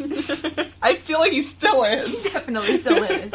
Like, and they've done it before too with like just making characters seem more grounded in reality. Fenton. There we go. Fenton and his mom, making them. In part making them Latino, and then not having that not just be the focus. Yeah. Just they're Latino, and then also this. Yeah. Like the mom, especially, like making her like a real character, making her a police officer, and like having her wear like an actual outfit. Yeah, like a person. Like she looks that like a person would wear.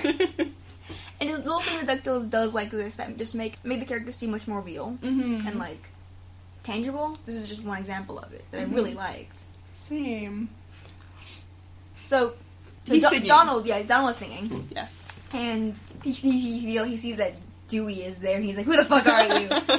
do you like my song? How'd you get in here?" But really, did you like it? I think it's cute. He's singing about how people literally cannot understand him. Yeah. Like, literally. Some weird emo kid? I say go, but you say stay. You can't tell me what to do. Don't understand a word I say. So furry on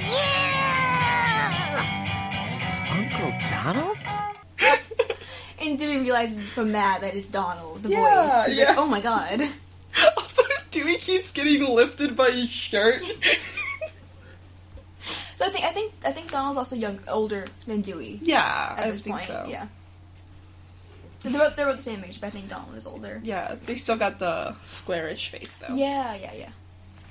So Dewey makes up an unconvincing lie about who he is. Like their great grandmother's 14th cousin on the niece's side from Canada. From Canada, eh? And Donald's like, this fucking family. Yeah. And he's cool with it. Yeah. I don't know if he believes him, Yeah. but He's like, sounds kind of reasonable. yeah. And so Dewey quickly asks about Della. Yeah. And Donald is very flippant that she's camped out back waiting for Santa, like every year. Yeah. And Dewey's like, oh, let's go. Yeah. He's like, holy shit, she's right here. Mm-hmm. And Donald's like, oh, no. He keeps having to, like, blow his bangs out of his face. That's a struggle.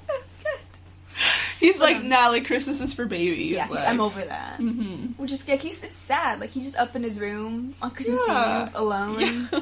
Where's Scrooge? Like, there's Exactly. no Christmas stuff in the whole mansion. No. It's Like, all empty yeah. and spooky. Yeah. It's sad. I don't know what is up. And Donald is like, I'm just super close to writing, like, the perfect song. Yeah. So fuck off. Dewey's like, no, you're not. I'm like, what, Dewey? Jeez. Let him have this. I know. Let him have his emo bands. But to get Donald to come with him, Dewey steals his guitar. Yeah. Which I'm like, dude, that's super expensive. Holy shit, No. be careful. He runs off into the woods with it. Yeah. So it's just like the woods around the mansion. And Donald obviously runs after him. Yeah. And then we see this, like, camping... Campsite. That's the word. Don't know camp stuff. No. I was supposed to go camping for winter break for a little bit, but it didn't happen. We just ended up driving down to SoCal. Yeah, camping sucks, so it's fine. I bet. I kind of didn't want to do it. I just wanted to ride home. I haven't been camping in like a decade. Oof. I think I said that before. I don't want to do it again. It's awful. There's no showers. Like, where are you gonna wash your hands? Ugh. Camping in an RV I would do, because you're not actually camping. Oh. What is it called? Glamping? Like yeah, glamour? I guess. But yeah, so this campsite... RV is pretty cheap in Mexico. Anyway. Yeah, so it's like a wrecked campsite. Yeah. There's a tent that's like bent in half. There's a strange red splatter on a tree trunk. And it's not looking good. No, Dewey's worried, but Donald again is still very flippant. Mm-hmm. He licks the red splatter, to which Dewey's like, "What the fuck?" He's like, "It's just jelly," and Dewey's like, "And what would you have done if it wasn't?" Stop! Della's not here. I think she was attacked. Ugh. Attacked by a case of the munchies. It's just jelly. What would you have done if it wasn't? But we see so we have flippant kind of Donald is being that because this is kind of adventuring because Dewey's freaked out, but we see a bit more that Donald has a lot more experience with adventure. Yeah. With adventuring than Dewey does because he's been doing it like I assume his whole life. Yeah, where Dewey was kind of just introduced to it. And Donald's kind of like mad. He's like like why does Della do this? Yeah, like he observes that Della brought way too much food and a family-sized tent that she couldn't even set up on her own. Yeah, which Donald tries, but it just collapses even more. It like wraps him up in it and like hits him on the head. But then they also find monster footprints. Yeah, along with like a set of footprints that are probably Della's. And Della's like, oh yeah, that's probably not good actually. So they start walking through the woods together. Yeah, they're following the tracks. Yeah. And, Dewey starts to ask, being with Della, you must go on, really cool adventures. Yeah, he says specifically that Della must take him on a lot of exciting adventures. Yeah. Which I'm like, He's still under that impression. Yeah, he's still under there because Dewey's trying to get Donald to tell him how amazing Della is. Yeah. He wants to confirm from Donald, how amazing she is. But due to Donald doesn't really go on adventures anymore. No. He thinks it's too babyish. Yeah. Going on adventures with his sister. But we see that, but Dewey's still insistent, why wouldn't Donald want to go on a Christmas adventure with her? And to which Donald's like, well, what about your family? Yeah. And he's like, it's complicated and full of, paradoxes and stuff. It's true. But I love Donald calls himself a soulful, devil-may-care loner type. Yeah. I was gonna say loser. No! But he's an edgy boy. Yeah, he's too cool to, hang out with his sister on Christmas. He's too cool to, go on, death-defying adventures with his sister. Yes. We see a monster in the background. Green glowing eyes. And we see the track stop very suddenly. And Dewey's maybe gave her a piggyback ride. Yeah, because Della's track stop while the monsters keep going. But then Donald finds Della's torn scarf, given to her by him last Christmas. Yeah. Which he knows she would never, lose. Yeah, so now he starts to get a bit more worried. Yeah. And he starts to get worried, and then a giant monster. Yes. Giant, furry, kind of goat thing with horns. Yeah. Giant, buff monster. Steps out of the bushes or whatever. Mm-hmm. And screams, Wendigo. Yeah. And he looks like Krampus. Yes. People, when we got the first trailers, previews of this episode, people were like, Krampus? It's like, no. Krampus is not Krampus. Googling pictures of Wendigos at 2 a.m. was a bad idea. Yes. I was actually going to look up Wendigos. Yes. Give me a second. So the actual Wendigo, the Wendigo, the mythology behind the Wendigo, is from Algonquin folklore. Mm-hmm. It's the Wendigo or Wendigo is a mythical man-eating creature or evil spirit native to the northern forests of the Atlantic coast and the Great Lakes region of the U.S. and Canada. Oh. So, the Wendigo is more it's kind of it's meant to be the embodiment of the taboo in Algonquin mythology. Mm-hmm. Of the taboo of cannibalism. Yeah, and, of winter and cold and death kind of thing. Mm-hmm. Yeah, they're usually more related to I think in popular media, they're more related to cannibalism. That's kind of what they've been turned into. Yeah. I know that there's a video game that has all the Wendigos that's all about cannibalism. Sure. I know there's I think there's a Hellboy comic. I think that's people have said is a better portrayal of Wendigos, the mythology of them. Yeah. Which is really interesting. It's a good comic. I don't know what it's called, but just look up Hellboy and Wendigo. Yeah. I know in Hannibal, that's what mostly came to my mind. But it's used more as of a metaphor for Hannibal himself and his connection to cannibalism. Yeah, and he looks first like a stag. Yeah, so I think that's more a bastardization of the mythos. Yeah. Anyway, this is the Tales Wendigo. So Dewey and Donald try to run and hide. Alternatively, Donald climbs up a tree and throws rocks at it, and then falls out of that tree onto Dewey. And they try to run and hide, or try to keep running. Yeah. And they get caught in a net. Yes, and I don't mean Funicello!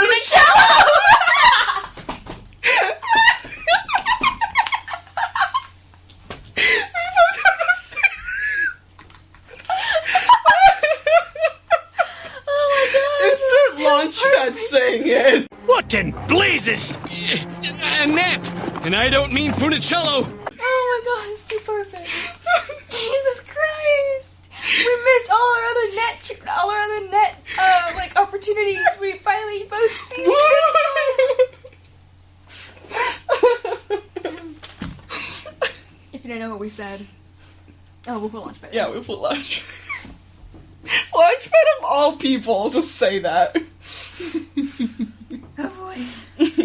Anyway, it's a trap by Della. Yes. It's a net trap. I don't know, it's a net by, and there's Della, as a kid. Yeah, she's wearing, a little blue shirt, cargo pants, I'm assuming. Yeah. She's real cute. And she comes down, she's like, oh, you're not Santa Claus. Yeah. And we see Dewey kind of stunned into silence. Yeah. Donald is like, get us the fuck out of here, Della. We see that because Donald only mentioned that she was waiting for Santa. Yes. She actually wants to catch Santa as a present for Scrooge. And he calls him a ho-ho hooligan. She has a very nice voice, obviously. Yeah, no, it's Paget Brewster. Yes. As Della, of course. And, You're not Santa Claus. Della, you no good, reckless, brainless... Della? Squawk, squawk, squawk. Look who decided to come camping. Just had to trip one of my Santa traps. One day I'll catch that ho-ho hooligan and give Uncle Scrooge the best Christmas gift ever. but she goes to cut them loose with a pocket knife. She just pulls out of her pocket, and I'm like, what's with knives in this show? They just give everyone knives. You need one. I've never seen a show so many knives. I mean, you can't use gun. You got knife. You have harpoon guns. True. Which, potentially more lazy on the gun. Yeah. Such a harpoon. Anyway. Horrifying. No, yeah. So she's like on the net. And yeah, she's climbing outside of it. Yeah. Whenever we say it. I know. What in blazes? Annette! And I don't mean Funicello! First reaction, first response. We were both like, the joke. It's coming. First thing, she goes to cut them loose, and we hear the Wendigo call out again. And we see Della explains what a Wendigo is here. It's their poor souls turn into monsters due to obsession and desperation. Yeah. And so, then Della's like, Donald is like, well, get us out of here then, dumb Bella. And she's like, immediately like, no. Yeah, she stops, she puts the knife away, like, no, I'm not. And not until you apologize. Yeah. And calling her dumb Bella is actually a reference to the Disney 1988 short, Donald's Nephews, in which she's called Dumb Bella. There's her name. Oh. I assume her name is just Della now. Yeah. Dumb Bella. Like, what a horrible, harsh name. To give your child. But we see that she had acknowledged Dewey. She's like, so is this loser in your band too? Yes. Yeah. And Donald's like, I'm a solo act. Yeah. Yeah, so she won't come down to Donald apologizes, but he doesn't know what he did wrong. Yeah, he apologizes at first for not coming with her, for calling her Dumb Bella. Yeah. And she's like, that's not it. Yeah. And then for using her toothbrush to clean his combat boots. Excuse me? And he's like, I don't even know what I'm going to apologize for. I haven't seen you all night. Mm-hmm. And that's when Dewey finally speaks up, and he's like, that's what you did wrong. Yeah, that's the whole point. That, Della wanted Donald to follow her, to spend Christmas with her. Yeah. But he was too wrapped up in himself, locked in his room, and ignoring everyone. Yeah. Like, that's why she packed all the food, that's why she had the big tent. And she left her scarf for him to find. Yeah. That's what you did wrong!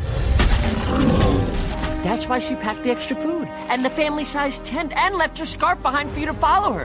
She didn't care about finding Santa, she just wanted to spend Christmas with you. But you were too caught up in your own thing to notice. Locked in your room, ignoring everybody. And I have a lot of apologizing to do when I get back. Della, I'm sorry, okay? I shouldn't have ditched you on Christmas. And Dewey realized you were doing the same thing. Yes. But with Donald and Della, there was like a lead up to it, so we just like, it makes sense when there's like a revelation of why she's so upset. With Dewey, though, we don't see anyone else's reaction to him hiding in his room except for Donald. He leaves him. He leaves him to stay up there. Like, all his siblings are in the, on the lobby. In the foyer or whatever. And we don't see the reaction. They're like, oh, where's Dewey? Like, oh, Dwight took a up in his room. There's less weight to Dewey's, like, revelation. Yeah. Because we don't see the rest of the family. So Della cuts them loose, because the Wendigo, I think, shows up. And we see almost immediately Donald and Della's more adventure expertise. Yeah. Because, well, Dewey just falls on his face. Donald and Della land on their feet, like, ready to fight. Yeah. Yeah. And they're all kind of wondering, like, what does they want? Yeah, I think, do they ask it? Yeah, they kind of do. And then the Wendigo is like, When'd he go? Yeah. Scrooge. Oh, all right, ugly. What do you want? When did he go? Scrooge! Of course. And they're like, of course. Because honestly, this Scrooge is wild. Like, original 1987 series Scrooge didn't believe in ghosts. Yeah, even though, like, he's met them. And this Scrooge has fought Mothman in a parking lot. Like, he's been in a fist fight with the Mothman. Like, he has just insane enemies. Yeah. So, like, the fact that this Wendigo was after him is, like, no surprise. Like, oh, yeah, okay, that makes sense, actually. Yeah, they're like, oh, obvious. But the when'd he go, that is such clever writing. Because I'm like, okay, there's a Wendigo here now. And then I'm like, oh, shit. Yeah. All those when jokes. I was just like, oh. It just really good. It was really clever. It really surprised me. I'm like, oh shit, it's the cricket guy. And we see immediately Della and Donald go to they rush in to fight this thing. Yeah. And like pretty well. Yeah, they're a really good team. Yeah, they totally are. Also, all these D names got me fucked up in my notes. Yeah, I'm like, okay, I have to actually spell out everyone's name this time. Great. We see that the Wendigo throws Donald off his back, and in the process breaks Donald's guitar. Yeah, and that just makes him go like berserk. Yeah, he goes berserk. Even when he's like 12, his anger is still a formidable force, and he just like wails on the Wendigo. And we see that Della and Dewey like get the net ready to trap him. Yeah. So like Donald kicks him into it and they tie him up in the net. Yes. It's all good. I mean, they barely tie him in. It's a very small net. Yeah. But he's just chill to just be tied up. And Donald says quackaroony. I know. When they catch him, which is the nephew's catchphrase from I know 87 series and just in general. Mm-hmm. That's cute. Hearing his voice. It was great. I know. And I don't know what it was, but he just sounded so much clearer than the nephew sounds in 87 series. Yeah. I'm not sure if it's because we still were doing the voice for longer. Probably. Or just sound quality is better because not the 80s. That's probably like a good... Yeah, because the voice is just less grating. Because sometimes the voices of the kids could be so grating. No, yeah. In I'm the just 80s. like, stop screaming! Maybe because there were 3 of them. And they were all yelling with the same voice. I mean, they all have the same voice. There were 3 of them. All yelling. And you're just like, stop talking. But I really...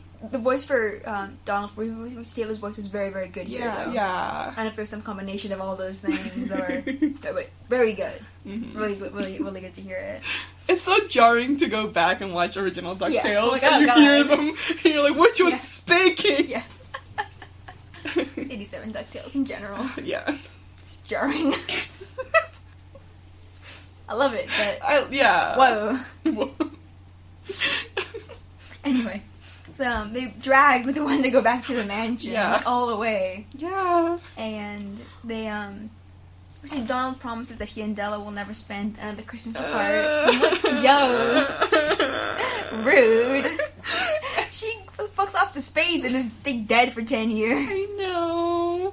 Oh, listen, Della, I really am sorry. I promise we'll never spend another Christmas apart. Dewey's like crying, kind of. Crying inside. He's like, sure. Sure. And then Della finally goes to like, she's like, oh yeah, thanks for your help. Yeah. And Dewey can't help himself and he hugs her. Yeah. And she's like, oh, wow. She's like, oh, okay. And I think he says that he's sorry because he just wanted to really meet her. He's really happy to have met her. He always wanted to meet his 15th step cousin. Yeah, twice removed. Yeah. And Della's just like, you're a relative from the future, aren't you? And I assume Donald knew too because he does not seem surprised. Yeah. And he's like, what? No. And Della's like, we're the Duck family. Like this isn't even like top 3. This is part of the course. And so he goes to warn them about the future, and they're immediately like, no, shut up, shut the fuck up. And this is where, like, the time travel bullshit matters. Yeah. Like, you could disrupt the time stream. Haven't you ever seen a movie? Okay, well, I gotta warn you about what's gonna happen in the future. No! Keep your mouth shut! Can't warn us about our future. You'll disrupt the time stream. Haven't you ever seen any movie? Oh, yeah. I wonder if that's true, though, if it's just them thinking that, because they're kids. Oh. Because Scrooge had no problem, like, showing up and just fucking around in the past. I feel like this would matter, though. Maybe. But it could, either it does matter or they just don't know. Yeah, Because they say, like, haven't you ever seen a movie? Mm-hmm. They've watched Back to the Future. Yeah. Yes, I'm just wondering if it's actually true or just what they think. And they want to be careful. Yeah. But, well, I mean, I feel like I wouldn't want to grow up learning that I might abandon my children. Yeah, that'd be heavy. But yeah, so we see them, like, they're chill. They tell them to, like, stay here. Yeah, they're gonna go get Scrooge. Mm-hmm. And then we see Della for the last time. Yeah. And they run inside, and the Wendigo gets free. Oh yeah, I feel like it was just waiting. It probably was. Yeah. 'Cause, I mean, it knows who Dewey is. Yeah. Like, considering that it's past, and past, like, hates Scrooge's family. Yeah. And it's kind of scary looking, honestly. Yeah. Like, it comes up, it's all growling and shit. But then Scrooge like appears, like through time travel above him, and bounces on the Wendigo's head, a la DuckTales 1987 NES video game. Okay, one day I'll play it. Same. But bounces on its head, and the Wendigo like collapses. Yeah. Like, give it a concussion or whatever. But Scrooge at first is like, he explains that he has he has present and future with him, the ghosts. And they were traveling back in time when he spotted Dewey, and he's like, "What the hell are you doing here?" Or when? But we see Dewey's a little overwhelmed. By the night's events. Like he literally like goes to like hug Scrooge, and he's like crying. He grabs me. He's like, "Can we just please go back to our family?" Yeah. I'm like, damn. It's really. And Scrooge is I get frustrated by Dewey, but I also feel really bad for him. Yeah, no, I feel bad there. But we see the Wendigo looks kind of upset too and starts crumbling to stone. And Past emerges. And y'all realize that it was Past the whole time. That for decades he was lost in the woods every Christmas Eve waiting for Scrooge. Yeah, and he was turned into this for all his desperation and obsession. Yeah. Past? Wendigos. Poor souls turned into monsters by obsession and desperation. He's been lost in these woods this whole time. Every Christmas Eve, waiting for me. Like, that's really sad. It just gets very, like, sad, because they're all, like, kind of looking at him, and, like, Past himself is, like, you can see him now in his little cricket form.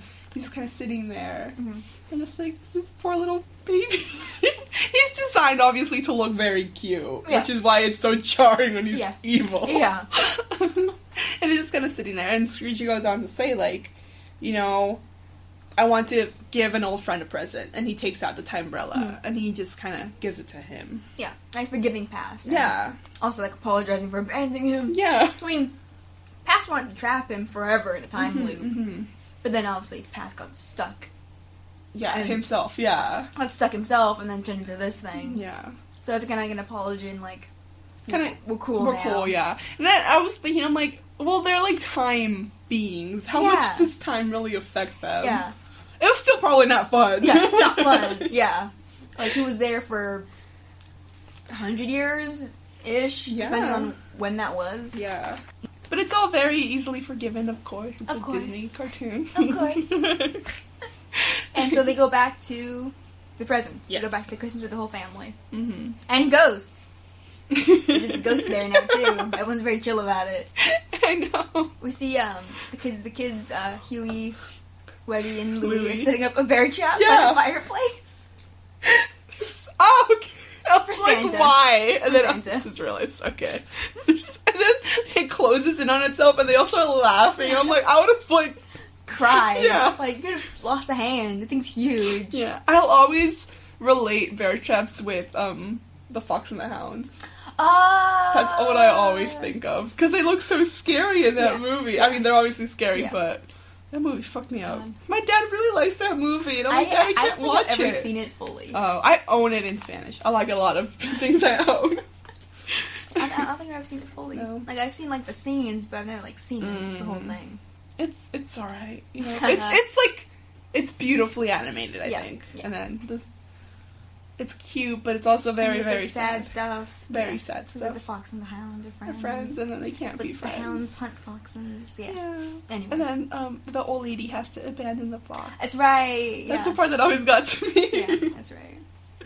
But yeah, so we see this beautiful like Christmas caroling. Yeah, I see Launchpad's Jewish. Yes. He has a menorah sweater. Yes. And they're singing Christmas carols. And he plays the piano pretty well. Yeah, he can't remember the song too good, but he plays the piano well. Yeah. You see the whole family's there. 8 days of Christmas.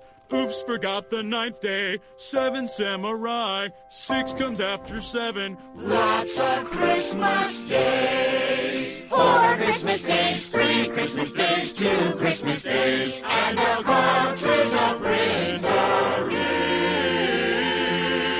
ink. And then we briefly cut back to a different Christmas. Yeah. So you see it's Donald and Della, and so they're in the same place, and they're in the living room foyer, whatever. One day we'll figure it out. On Christmas Day, I guess. Yeah.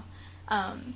But we see that, so there's a Christmas tree and there's 4 stockings on the mantle, but like almost no other decorations. Yeah, it's very bare, and there's no Yeah. Scrooge. Yeah. So I'm really wondering what this kind of means, like for Scrooge for like this time period, like just like what's up? Because I feel like it feels like he has to take care of them, but they're not his main, like, the upkeep of the house isn't a concern yet, or like it's very like bare bones. Yeah, so like there's just I don't know, there's just very like lack of something. Yeah, like, we don't see Scrooge. There's very little Christmas things. There's no party. There's no like celebration at all. Yeah, like there's no dinner. Yeah. There's no whatever. There's just the kids on their own. So I'm just wondering what this means in the context of Scrooge's life. Yeah, because I mean, Scrooge is there because Della goes and gets them from inside the mansion. Yeah. It's just like, I guess, not a thing, and the kids aren't really arguing for it. Yeah. So yes, I'm just wondering what that means. Yeah. Like, because we see the very first Christmas that when his companies were started, that he loved having this party. He loved having everyone there. So how did that go? Like from basically strangers or employees to him having his own niece and nephew in the house, but nothing else. Yeah. Like there's no celebration of Christmas. And like the house looks a little run down and a little bit, yeah. Yeah. And just like empty. Yeah, It's yeah, very empty. yeah. We only see the kids. I'm just wondering, I'm like, I want to know what is going on here. I know. We see they're exchanging Christmas presents. Yeah. And Donald gives her a new scarf, which is, I assume, the one she like has from then on or whatever. Yeah, yeah. And she gives Donald an oversized, gaudy Christmas sweater that he wears to this day. Yeah, and I'm like, it's sad. It's really very fucking sweet, sad. but very sad. It's really sad. Like he wears this thing every year. Yeah, because it's way too big on him when he's a kid. That was really cute. And it's like, oh, they're not apart. I guess they have each other's presents. And then this interaction. I don't know either. He looks. I don't know. He's between Duckworth and Present, and he looks very bashful. Yeah. Like, what is happening here? I don't know. We see that Dewey change to Christmas sweater too, and he goes up to Donald, and Donald kind of knows what's up. Yeah. He remembers. Like he tells Dewey, "Welcome back." Yeah. To which Dewey's like, What? Wait, what? Excuse me? But before Dewey can like ask like what, he gets tackled by his brothers in Webby. Yeah. I just call them all siblings. Yeah. When I say siblings, I mean all of them.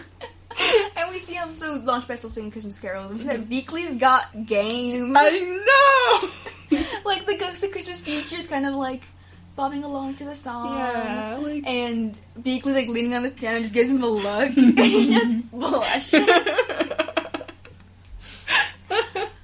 Everyone's like hugging and like singing the song and like you fade out on the song. It's a cute song. It's a cute song. They twist the. My highlight is "Oops, I forgot the 9th" Yeah. and lots of Christmas nice days. And then the last line is like a cartridge of printering. Yeah. So it's kind of non-denominational. It's kind of a song about stuff. And we fade out. Yes. And we go to the moon. Oh, God. Wonder what that could be. And so it's Stella. It's Stella. Yeah, and I hadn't noticed that she, like, also tears up a bit when she says, like, Merry Christmas, boys. Yeah. She's like, see you soon. Merry Christmas, you guys. See you soon. Yeah. Because we see she's working on something. Yes. She's not, like, she's kind of turning the wreckage of the ship into, like, an alcove. Like, in the side of the crater. She's working on something. Yeah. We see that, like... She's, like, welding or... Yeah, yeah. And we see that she's, like, injured? It seems like... We see it from the... We've seen this from the finale. Her arm is bandaged from, like, her fingers up all the way up her arm. Yeah. And then she's, like, kind of... She looks determined. Yes, she's working on something. Yeah. She has the same photograph as everyone else. But there's these... I wonder what the hell are these drawings? I think this is her drawing her kids. They're wild. Like one has, like, massive eyebrows. And the other just has, like, a point. It's not even hair. Just cone head. A cone head, thank you. I don't know. I hope we. There's only 2 of them. That we see. I hope we get context into what the hell these drawings are. She had a vision. That's what the kids looked like. But then, like, did she know they were her kids because she recognized Dewey from that? Because, I mean, I think you're related from the future, right? And then she later sees the same kid. Mm-hmm. Oh, okay. Like on TV, like, oh my god. Yeah. Because otherwise, I mean, they're all ducks. Yeah. Oops. They all look the same. They all look the same. No, but yeah, like, it's a cool ending. It breaks your heart. Yeah, because she's working on something. Yeah. So I wonder if she'll go back on her own and just be like, hey guys! Hey, fucker. Or like they'll realize she's up there and rescue her. I feel like she might do it herself. I feel like... Or something. Yeah. I don't know. Maybe, like, they intercept that something's coming down, because I feel like that's an odd occurrence. That someone no, not just like, I'm here, but like, something, because she's just really working on something. It's small, whatever it is, because they can fit in this little alcove, so maybe it's like a communicator. And we see, like, the wreckage around her on the floor. Because she's created, like, there's like a ladder going up to whatever she's working on. Is that where she lives? I don't know. Probably. Why doesn't she need a mask? I don't know. It's what has rules like this? Jimmy Neutron. I don't remember Jimmy Neutron enough. When they're in space, they never need helmets or anything. And there's a scene where they actually ask Jimmy, why don't we need mask or anything? And he goes, he's explaining. Meanwhile, Carl is singing loudly, and we don't need explanation. Hey, Jimmy, there's a question I've always wanted to ask you. How come whenever we're in outer space, we don't gotta wear helmets? Good question, Sheen. And the answer is quite interesting. You see... Moon, spoon, spoon, spoon. June, June, June. Spittoon, spittoon, spittoon. I only know this because I was watching a video on the Avatar, like, expansion at Disney World. And there's... Avatar? Yeah, they did a whole land of it. No one fucking cares about Avatar. But there's Avatar like land. Avatar and the blue people? Yes. What the fuck? No one gives a shit. No one gives a shit, but Disney was desperate. Name me one character from Avatar. I don't even remember who the guy was. Zoe Saldana was in. She was? She's the blue lady. Zoe Saldana plays every character. But what is the character's name? No, I only watched that movie once. Anyways, there's a land there. And like... Jesus. It's a bad idea. But Disney, bad idea. Number 347. So bad. They could have just done basically Kingdom. What kingdom? It's an animal kingdom, okay? So originally Animal Kingdom was meant to be like, it's a zoo basically, even though they deny that it's a zoo. It's a zoo. But they were also going to have like mythical creatures to be a part of it. They were going to have like dragons and stuff like that to make it like a whole animal park. But they ran out of money, so they didn't do that. Instead, they brought Dino Land, which is based on the movie Dinosaur, because fucking everyone loves that movie. It's totally not boring. Dinosaur. Hate that movie. I hate that movie too. I own 3 copies of it. Why? The monkeys are terrible. I hate all of the movie. Boring. Wait, that's the movie where they press down and the water comes out, right? Okay, yeah, that's only. And the bad guys don't talk because they're bad guys or whatever. You're not supposed to feel. The Allosauruses or whatever the fuck they are. But yeah, so that's the whole thing. And then they wanted to expand the park a bit. And they wanted like a property that everyone would know. But Disney lost out on Harry Potter because J.K. Rowling didn't want to give them the rights. Oh, Harry Potter could have been Disney? Yeah. Like, I think the park at least could have been Disney. But because too much power. She wanted creative control. Disney was like, fuck off. So, that whatever. But then they got the rights Disney. to Avatar. You should have taken your creative control, Disney. You could have saved us. You could have saved us, Disney. I don't want Disney buying up companies, but she would have spared us so much pain and bullshit if you'd taken it from her. True. The mouse. The mouse himself. So they end up getting, like, this Avatar land. What the fuck? And it has 2 rides. I heard one of them's good, the other one's meh about it. The animatronic, like, the scenery itself looks beautiful. Like, I was watching videos about it. It's like Avatar or whatever. Yeah, this is from the Jenny Nicholson's Expansive thing. It's a video on YouTube. Okay. It's really good. So she shows that the lore for why humans are allowed to breathe, because you know how Disney is so... I thought they had masks in the movie. They have these little pods. They're little pods of, like, it's like a pink pod thing, and it sprays out, like, this mist. Okay. And that allows you to, like, purify the air so that humans can breathe in there. Okay. So they have these big, they're, like, huge, like, animatronics of these pod things all over this land in Disney World so that people can breathe. And then someone was like, but, like, can, like, the Na'vi breathe? And she was literally talking, like, it's a really good video, it's really long. Yeah.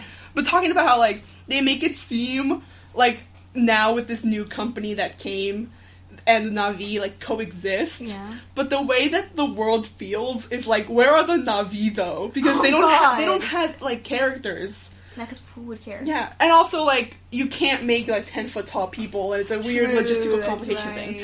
But, like... Oh, God, it feels like the Trevor Noah, like, about Australia, like, where all the Aboriginals, like, I don't know. Yeah. They lift.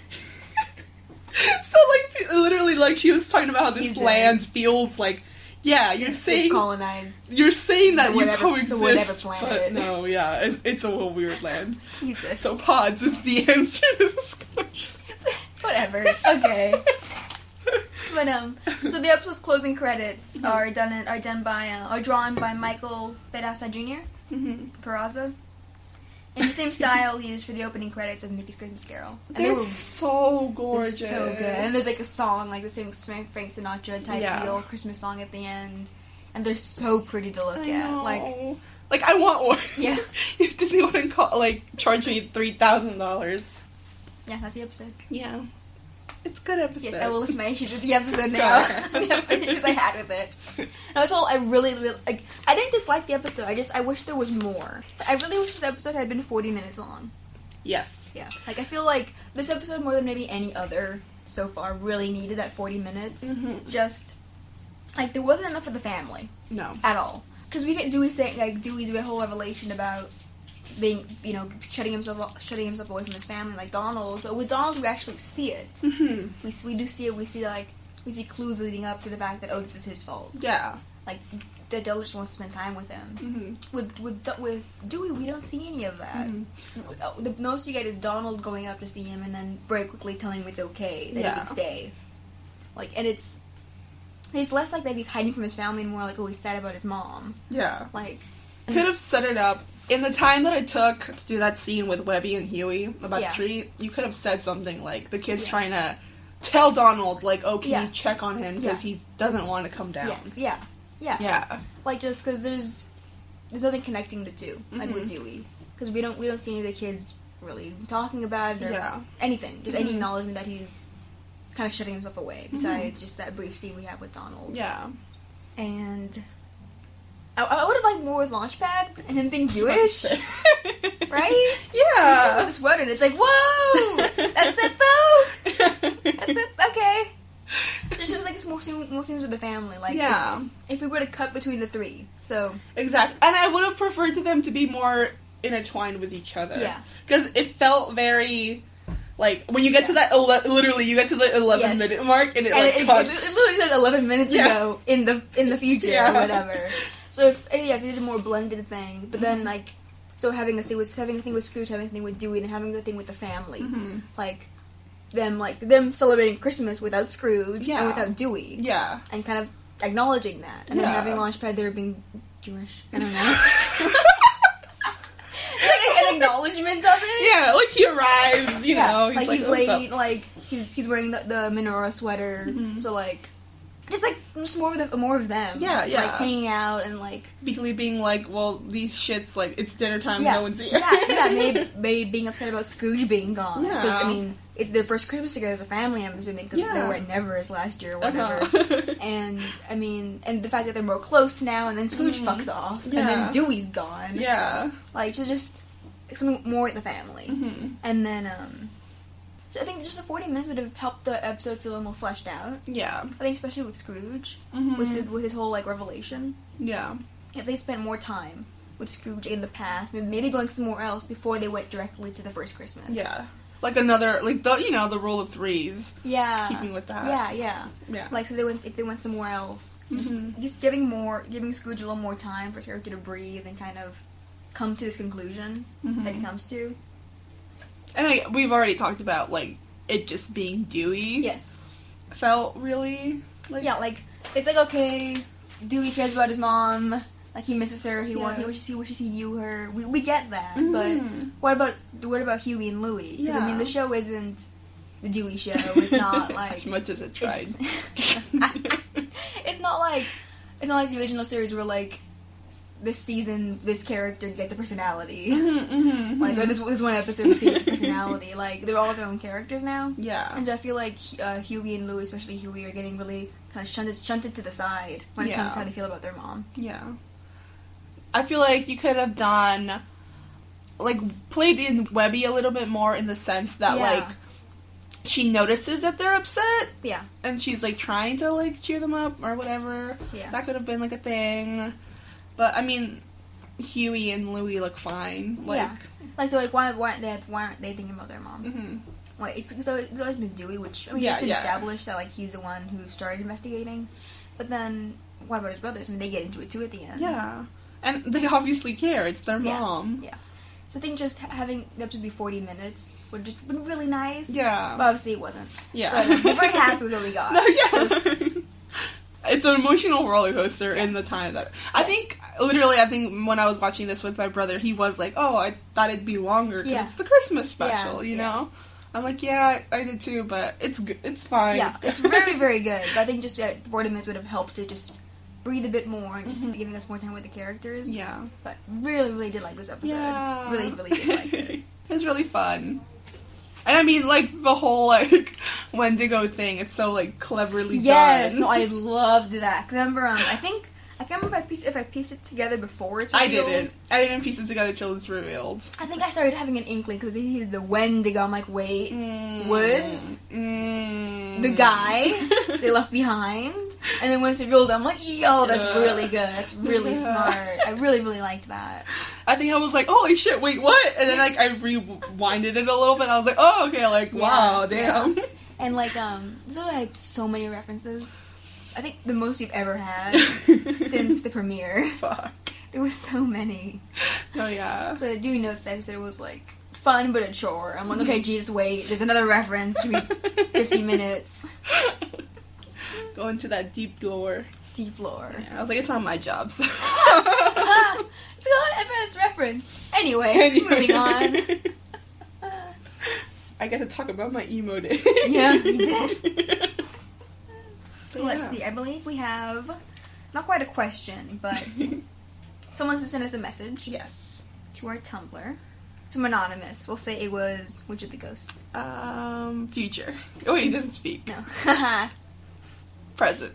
The Ghost of Christmas Present said, I'm always excited to see that you recorded a new episode. I even went back and listened to all your recaps so I could be caught up to the newest one. Thank you. That's, Can't imagine it. That's a testament to your strength. It's amazing. That's like we do appreciate hours. that. That's a lot of hours. We talk a lot. We do. Jesus. But thank you. That's really sweet. Thank you. So I think that's all for us, right? Yes. Yes. Alright, you can find us on Twitter at @AmorosPatos. Please follow us. That's where all our stuff happens. Yeah, although... If you want to be up to date with episode releases and just fun stuff. Fuckery. Fuckery? Fuckery. Use fuckery as an adjective? Yeah. Okay. Shenanigans. Thank you. Kid friendly. Jesus, Faby. This is not kid friendly. We are literally censored on iTunes for motherfucking Moon Theme. They censored the whole Yes! That's great. I was like, oh wow. I'm so honored. I'm honored. Curse words. But yeah, so you can also follow us on Tumblr at amorospatos.podcast@tumblr.com. Less happens there. Yeah. We do have I do post about new episodes, but it's just like a chore to go on Tumblr. Don't have an app for it, and it would be the app would be useless. The app would be useless either way, and yes, Tumblr is a chore. So for more serious updates, follow us on Twitter. Yeah, that's if you don't have Twitter and the Tumblr. And then that's usually like where we get the questions usually. Yeah. You can also send us an email at amorospatos.podcast@gmail.com. Yes. Thanks to Fenton at Disobeying Graffiti for our lovely cover art. That's it, right? Yeah. Right. Saludos amigos. Saludos amigos. Merry Christmas. Merry Christmas.